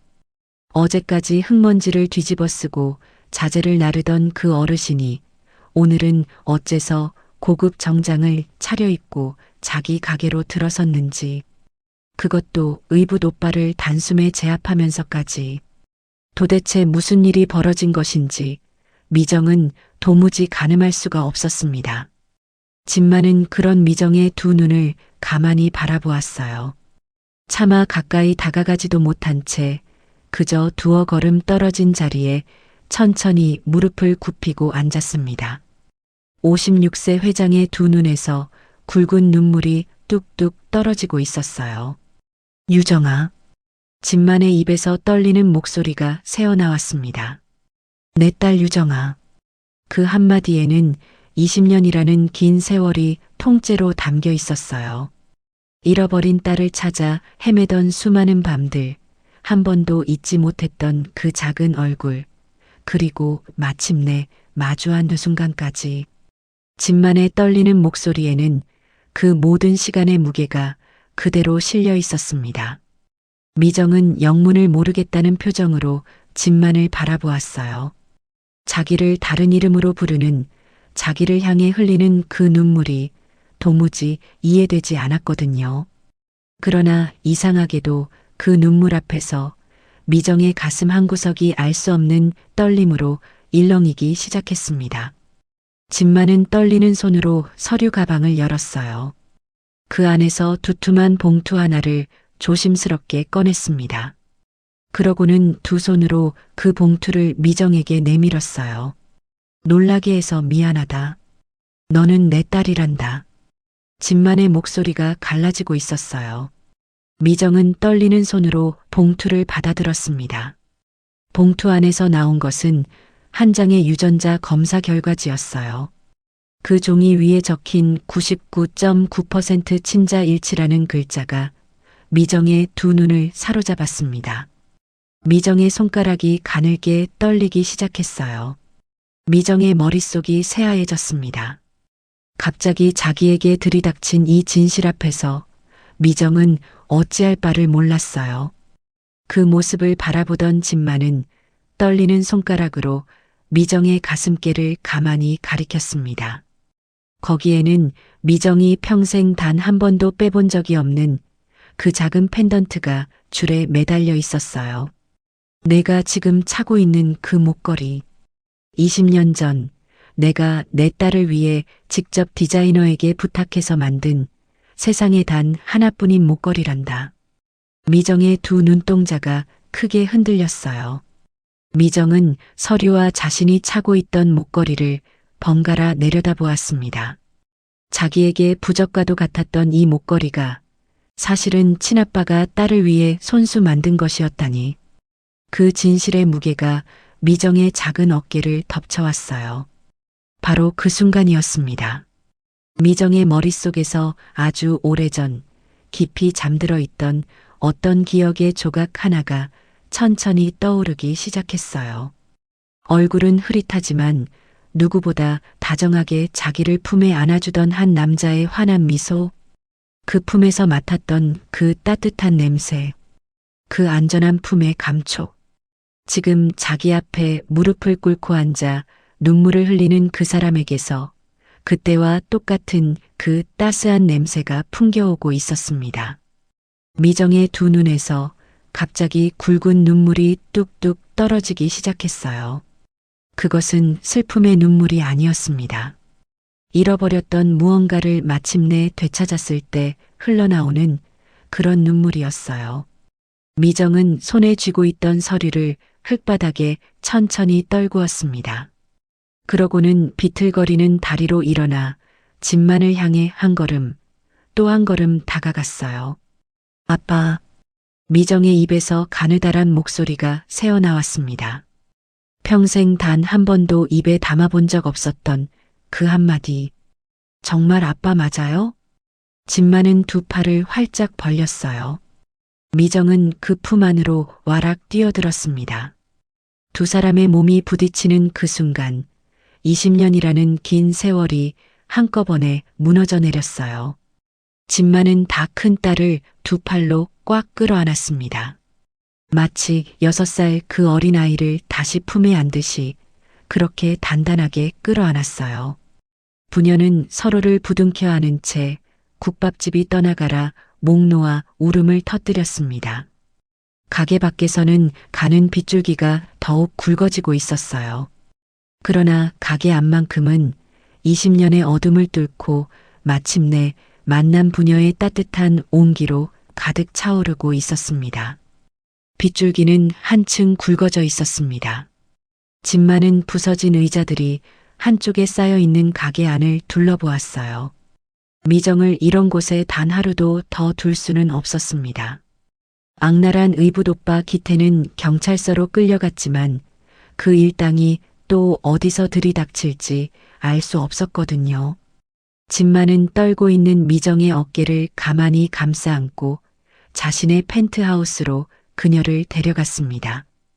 펜트하우스에 도착한 미정은 입을 다물지 못했어요. 통유리창 너머로 펼쳐진 야경, 반짝이는 대리석 바닥, 부드러운 융단. 자기가 이런 곳에 와 있다는 사실이 도무지 실감이 나지 않았습니다. 집만은 미정에게 따뜻한 차 한 잔을 건네주고는 잠시 자리를 비웠어요. 곧 두꺼운 낡은 앨범 하나를 가슴에 안고 서재에서 돌아왔습니다. 집만은 미정의 곁에 조심스럽게 앉아 떨리는 손으로 앨범을 펼쳤어요. 그 안에는 집만이 평생 가장 소중하게 간직해온 시절이 차곡차곡 담겨 있었습니다. 사진 한 장 한 장에는 23년 전 아내가 살아있던 그 따뜻했던 시절의 행복이 그대로 박제되어 있었어요. 미정은 떨리는 손가락으로 사진들을 한 장 한 장 넘겨보았습니다. 처음 보는 자신의 어린 시절, 처음 보는 아빠의 젊은 모습, 그 모든 것이 미정에게는 꿈만 같았어요. 그러던 미정의 손길이 어느 한 사진 앞에서 우뚝 멈춰 섰습니다. 그곳에는 23년 전 3살배기 어린 자신을 품에 꼭 안고 세상에서 가장 환하게 웃고 있는 한 여인의 모습이 담겨 있었어요. 단아한 얼굴, 다정한 눈매, 입가에 가득 번진 그 따뜻한 미소. 태어나 처음 보는 친엄마의 얼굴이었습니다. 미정의 두 눈에서 굵은 눈물이 뚝뚝 떨어지기 시작했어요. 미정은 떨리는 손끝으로 사진 속 엄마의 얼굴을 천천히 쓰다듬었습니다. 그 차가운 종이 너머에서 마치 엄마의 따뜻한 체온이 전해져 오는 것만 같았거든요. 엄마. 미정의 입에서 가느다란 목소리가 새어나왔어요. 이제서야 얼굴을 봐요. 사진으로라도 만나서 정말 다행이에요. 엄마 얼굴도 모른 채 살아온 시간이 너무 외로웠는데 이제야 엄마를 만난 것 같아요. 미정은 사진을 가슴에 꼭 끌어안고 흐느꼈습니다. 26년을 살아오면서 단 한 번도 친엄마라는 사람이 어떻게 생겼는지조차 알지 못했던 그 외로움이 한꺼번에 터져 나왔어요. 집만은 차마 그 모습을 똑바로 바라볼 수가 없었습니다. 그는 두 손으로 자신의 얼굴을 감쌌어요. 손가락 사이로 굵은 눈물이 끊임없이 흘러내렸습니다. 한참을 그렇게 흐느끼던 진마는 떨리는 목소리로 가슴 깊은 곳에 후회를 토해냈어요. 5분의 통화에 정신이 팔려 6살 어린 딸을 잃어버렸던 그날의 기억, 그 사무친 자책감이 진만의 가슴을 갈갈이 찢어놓고 있었습니다. 미정은 사진을 든 채로 그런 아빠를 가만히 바라보았습니다. 그러고는 말없이 진만의 곁으로 다가가 그의 거친 손등 위에 자기 손을 가만히 올려놓았어요. 부녀는 그렇게 한참을 서로의 손을 잡고 오래도록 함께 울었습니다. 20년의 어둠을 그날 밤의 빗소리와 함께 천천히 흘려보내고 있었어요. 다음 날 아침 펜트하우스 너머로 맑은 햇살이 비쳐 들어왔습니다. 진마는 차분한 표정으로 미정과 식탁을 마주하고 앉았습니다. 따뜻한 죽 한 그릇을 미정 앞에 내려놓아 주고는 진마는 천천히 입을 열었어요. 진마는 자신이 왜 며칠 전부터 허름한 작업복 차림으로 현장에 잠입했는지 그 사연을 차분하게 풀어놓았습니다. 임금체불에 시달리는 노동자들을 우연히 보고 결제 서류와 현장의 진실 사이에 분명한 거짓이 있음을 직감했다는 것. 그래서 회장이 아닌 한 사람의 노동자로서 직접 현장의 비리를 파헤치려 했다는 것.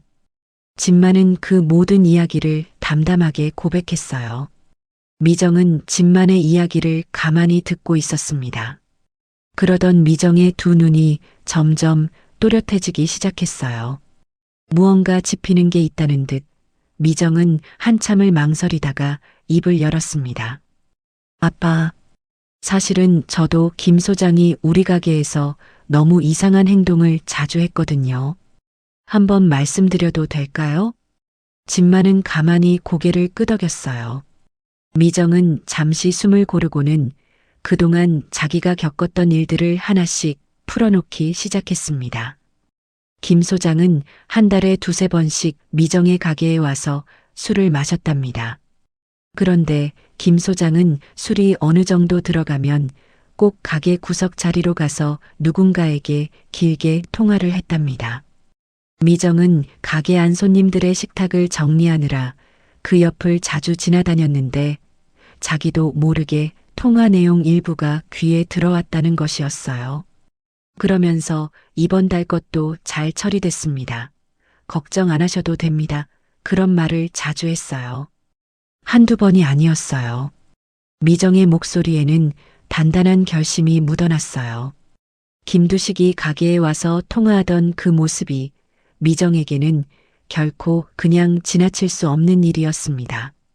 현장에서 그 사람이 어르신들을 어떻게 짓밟는지, 임금 못 받았다고 무너지는 노동자들의 모습을 미정은 매일 두 눈으로 똑똑히 보아왔거든요. 그런 사람이 가게에 와서 누군가에게 굽실대며 의미심장한 통화를 했을 때 미정은 직감했답니다. 이건 단순한 횡포가 아니라 어딘가 더 큰 뿌리가 있는 일이라는 것을요.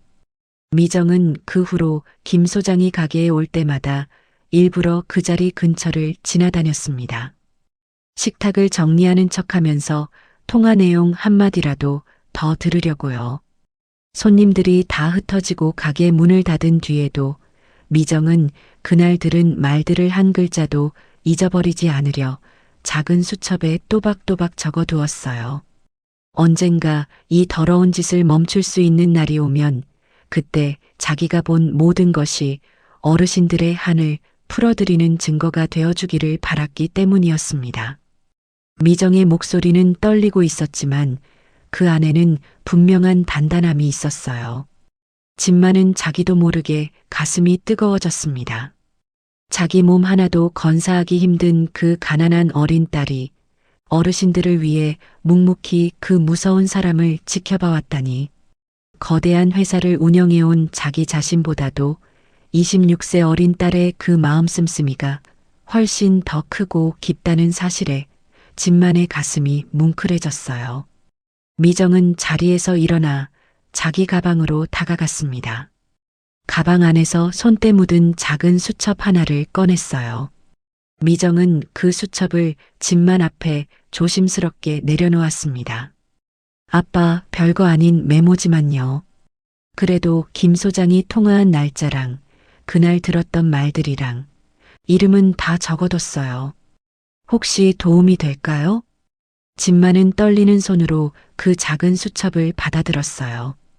그러고는 한 장씩 천천히 넘겨보았습니다. 거기에는 미정이 또박또박 적어둔 통화 날짜가 빼곡히 적혀 있었어요. 그 옆에는 미정이 들었던 단편적인 말들이 옮겨져 있었습니다. 이근우 이사님께 잘 처리했다고 전해주세요. 이번 달 봉투 챙겨가셨습니다. 집만의 손가락이 한 페이지에서 우뚝 멈춰 섰습니다. 거기에는 김두식이 통화 끝마다 깍듯하게 부르던 한 사람의 이름이 선명하게 적혀 있었어요. 이근우 이사. 그 세 글자를 본 순간 집만의 얼굴에서 핏기가 싹 가셨습니다. 손에 든 수첩이 가늘게 떨리기 시작했어요. 이근우. 그 이름은 집만이 가장 깊이 신임해온 명진건설의 핵심 임원이었습니다. 회사의 가장 중요한 자리에 앉혀 자기 사람이라고 굳게 믿어왔던 그 사람이었어요. 집만은 한참 동안 그 세 글자를 응시했어요. 가슴 한복판에서 끓어오르는 분노와 배신감 때문에 손끝까지 부들부들 떨려왔거든요. 이근우라고? 이놈이 내 회사의 악의 뿌리였단 말인가. 집만의 입에서 거친 신음이 새어나왔어요. 자신이 가장 믿었던 측근이 한낱 현장 소장과 결탁해 회사를 좀먹고 있었다는 사실. 그 진실의 무게가 집만을 짓누르고 있었습니다. 집만은 한참을 그렇게 분노에 떨다가 천천히 고개를 들었어요. 그의 두 눈에는 더 이상 배신의 슬픔만이 있는 것이 아니었습니다. 그 슬픔 위에 모든 것을 끝장내겠다는 결연한 빛이 형형하게 떠올라 있었어요. 집만은 수첩을 가만히 책상 위에 내려놓았습니다. 그러고는 두 손으로 미정의 작은 손을 굳게 맞잡았어요. 우리 딸, 정말 잘했다. 다른 사람 같았으면 무서워서 그냥 묻어버렸을 일을 너는 어르신들 생각해서 이렇게 꼼꼼히 적어뒀구나. 이 작은 수첩 하나가 아빠가 그동안 못 본 진실을 보게 해줄 거야. 아빠가 이근우 그놈과 김두식, 이 더러운 고리를 내 손으로 반드시 끊어낼게. 미정은 아빠의 두 눈을 가만히 바라보았어요. 그 안에서 미정은 자기를 보호하려는 아빠의 강한 의지를 읽었습니다. 그리고 미정 자신의 두 눈에도 이제 더 이상 두려움은 없었어요. 집만은 곧장 자리에서 일어나 비서실장 병호를 호출했어요. 잠시 후 펜트하우스로 들어선 병호에게 집만은 미정의 그 작은 수첩을 건네주었습니다. 집만의 두 눈에는 시퍼런 칼날 같은 빛이 번뜩이고 있었어요. 병호야. 이근우 이사 본인 명의 계좌, 가족 명의 계좌, 친인척 명의 계좌까지 지난 5년 동안의 자금 흐름을 단 한 푼도 빠짐없이 모조리 추적해라. 김두식 그놈과 주고받은 통화 내역, 메시지 모두 다. 병호는 깊이 고개를 숙였어요. 네, 회장님. 즉시 진행하겠습니다. 이번에는 단 하나도 새어나가지 않게 하겠습니다. 이제 두 사람은 단순한 부녀가 아니었습니다. 미정의 작은 수첩이 씨앗이 되어 집만의 거대한 회사 자원이 그 뿌리를 통째로 뽑아낼 거대한 그림을 그려나가고 있었어요. 20년의 어둠을 만든 악의 뿌리를 한꺼번에 끊어낼 가장 완벽한 부녀의 협업이 이제 막 시작되고 있었습니다. 며칠이 지난 후에 맑은 아침이었습니다. 명진건설 신축 현장에는 이상한 긴장감이 감돌고 있었어요. 새벽부터 회사 본사에서 공식 통보가 내려왔거든요. 강진만 회장이 직접 현장을 시찰하러 온다는 소식이었습니다. 그것도 오늘 오전 단 몇 시간 뒤에요. 그 소식을 전해 들은 김두식 소장은 사무실 안에서 정신없이 분주했어요. 며칠 전까지만 해도 노동자들에게 욕설을 퍼붓고 짐을 마구 떠넘기던 그 기세는 어디로 갔는지 흔적도 없이 사라져 있었습니다. 두식은 흙먼지 묻은 작업복을 거칠게 벗어 던지고는 옷장 깊숙이 넣어두었던 빳빳한 흰 와이셔츠를 꺼내 황급히 갈아입었어요. 거울 앞에 선 두식은 손을 부들부들 떨며 넥타이를 매고 있었습니다. 가슴 한구석에서 알 수 없는 불안감이 스멀스멀 피어오르고 있었거든요. 오전 10시 무렵 현장 입구로 검은 세단 한 대가 천천히 미끄러져 들어왔어요. 인부들의 시선이 일제히 그 차로 향했습니다. 차 문이 열리자 말끔한 짙은 회색 정장을 차려입은 신사가 위엄 있게 내려섰습니다. 강진만 회장이었어요. 뒤이어 비서실장 병호가 차에서 내렸고 그 다음에는 단아한 정장 차림의 미정이 당당한 발걸음으로 진만의 곁에 섰습니다. 미정의 두 눈에는 흔들림 없는 단단함이 깃들어 있었어요. 두식은 사무실에서 뛰쳐나와 진만을 향해 90도로 허리를 굽혔습니다. 입가에는 어색한 미소가 걸려 있었어요. 굽실거리는 그 모습이 너무도 비굴해 보였습니다. 회장님, 어서 오십시오. 이 누추한 곳까지 직접 행차해 주시고. 두식은 정신없이 아부의 말을 늘어놓고 있었어요. 그러다 진만의 옆에 당당히 서 있는 미정의 얼굴을 발견한 순간 두식의 두 눈이 휘둥그레졌습니다. 잠시 어이가 없다는 듯 미정을 노려보던 두식은 곧 자기도 모르게 거친 목소리로 외쳤어요. 너 국밥집 그 계집애 아니야?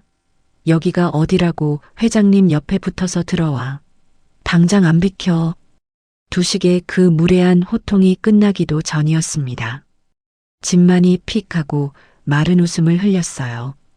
진만은 두식을 빤히 쳐다보며 낮고도 굵은 목소리로 입을 열었습니다.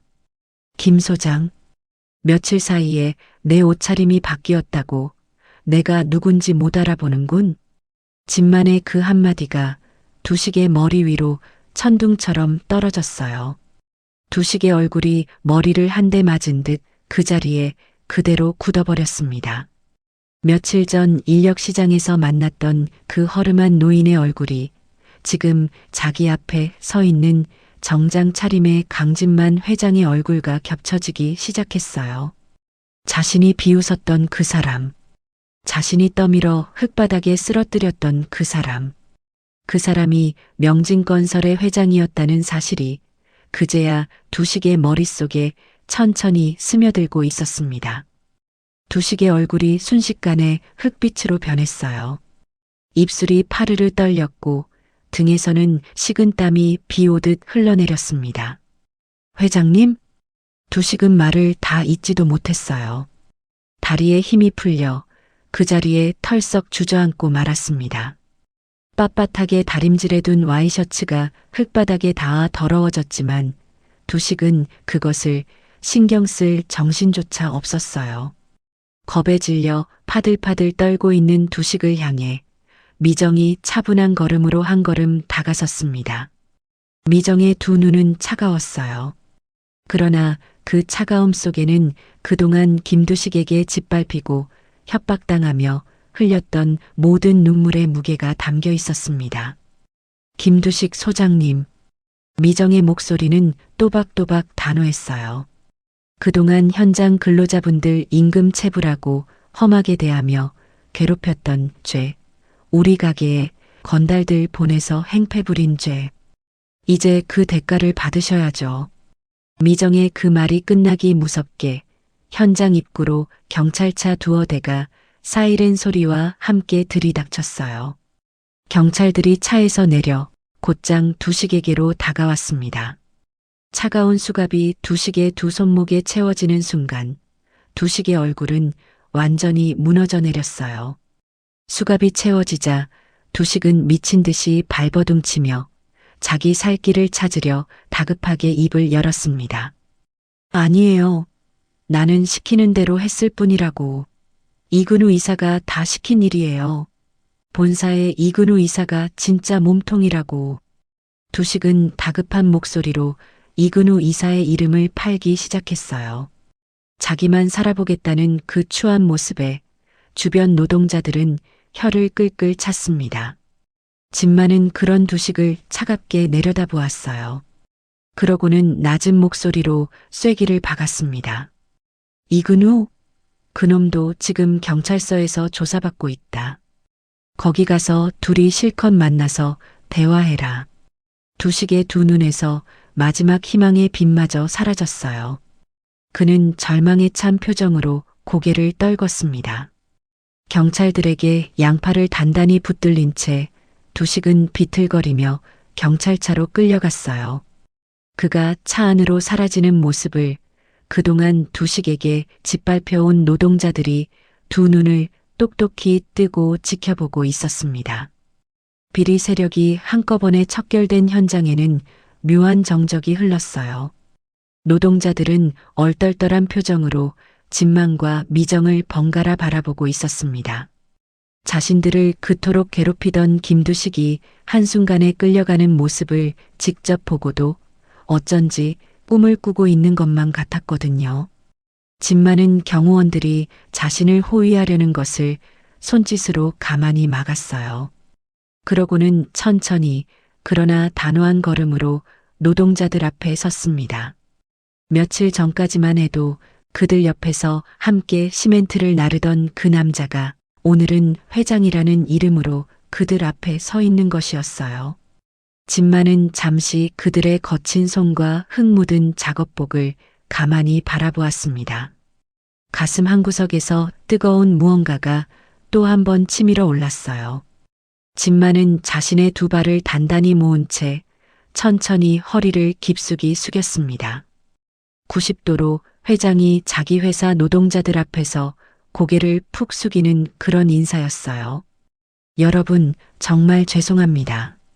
진만의 목소리가 가늘게 떨리고 있었습니다. 제 불찰로 현장에서 여러분이 흘려야 했던 눈물을 제가 미처 지키지 못했습니다. 보고 서류만 믿고 안일하게 살아온 제 잘못입니다.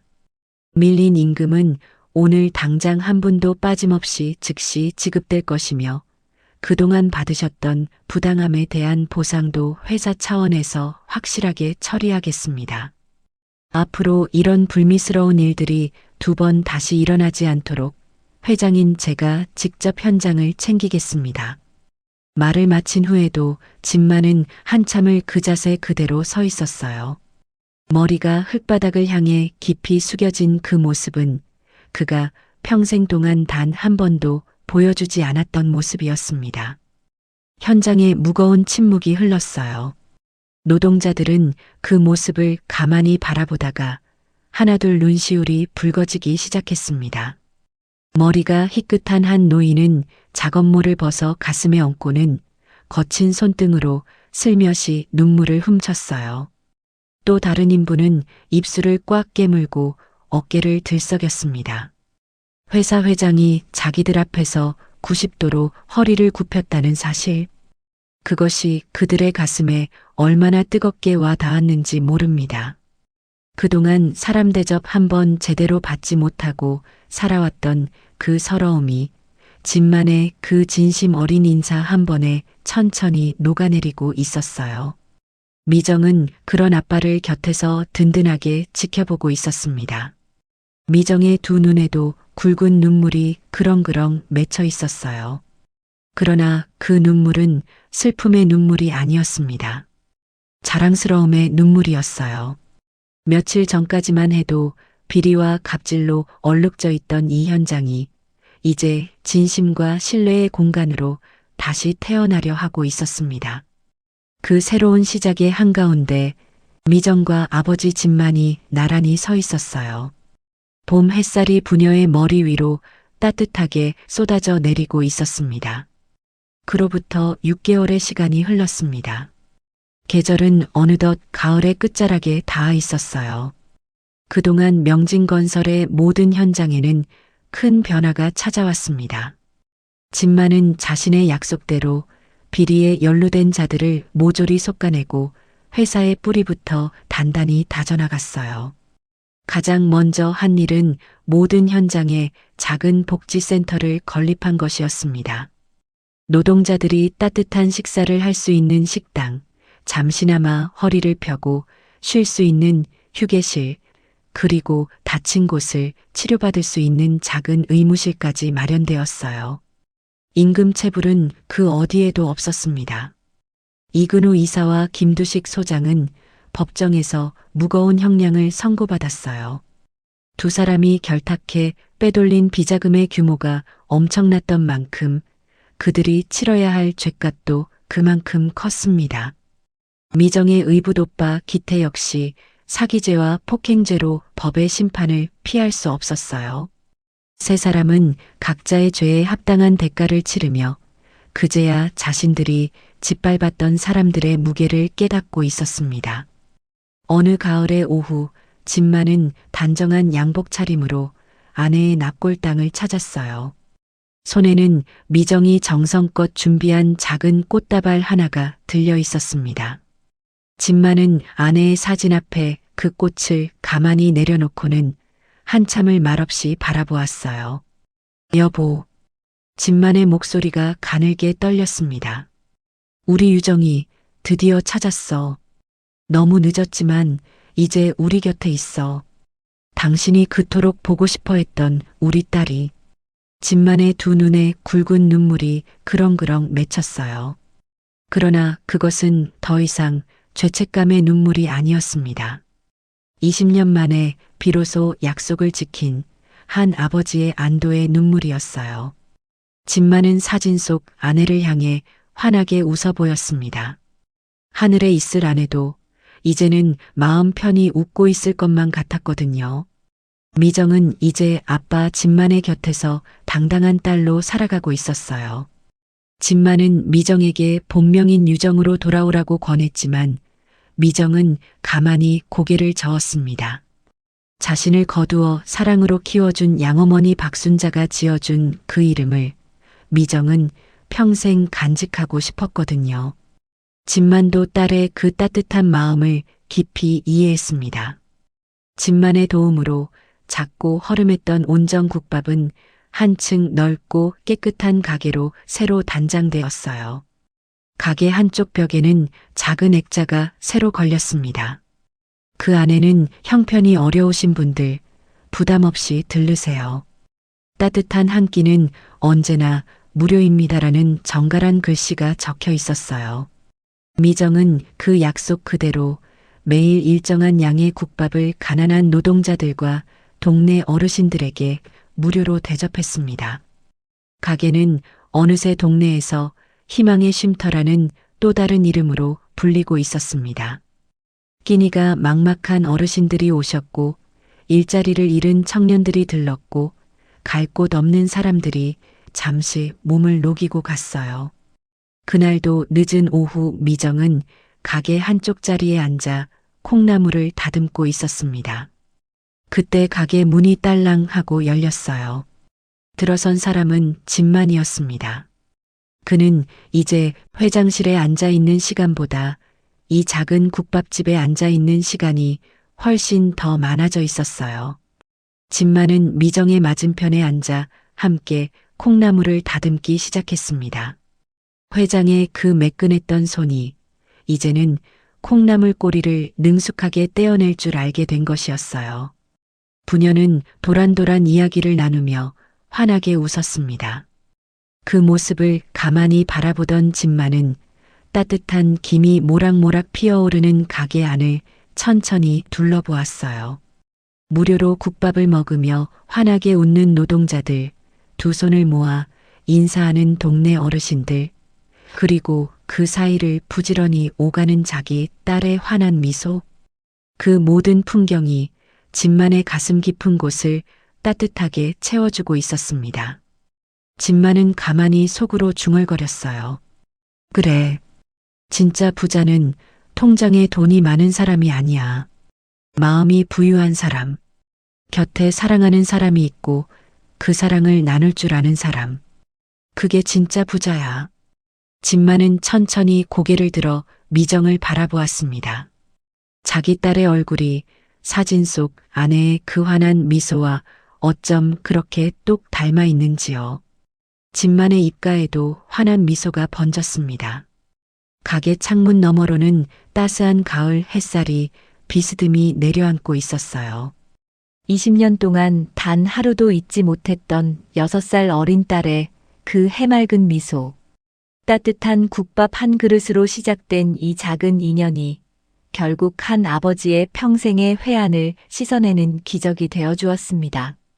낡은 작업복을 입고 흙바닥에 섰던 그날, 진만 회장이 가장 먼저 되찾은 것은 잃어버린 딸이 아니라 어쩌면 잃어버렸던 자기 자신의 초심이었는지도 모릅니다. 세상의 진짜 부자는 통장에 돈이 많은 사람이 아니라 마음이 부유한 사람, 곁에 사랑하는 사람이 있고 그 사랑을 다른 이와 나눌 줄 아는 사람.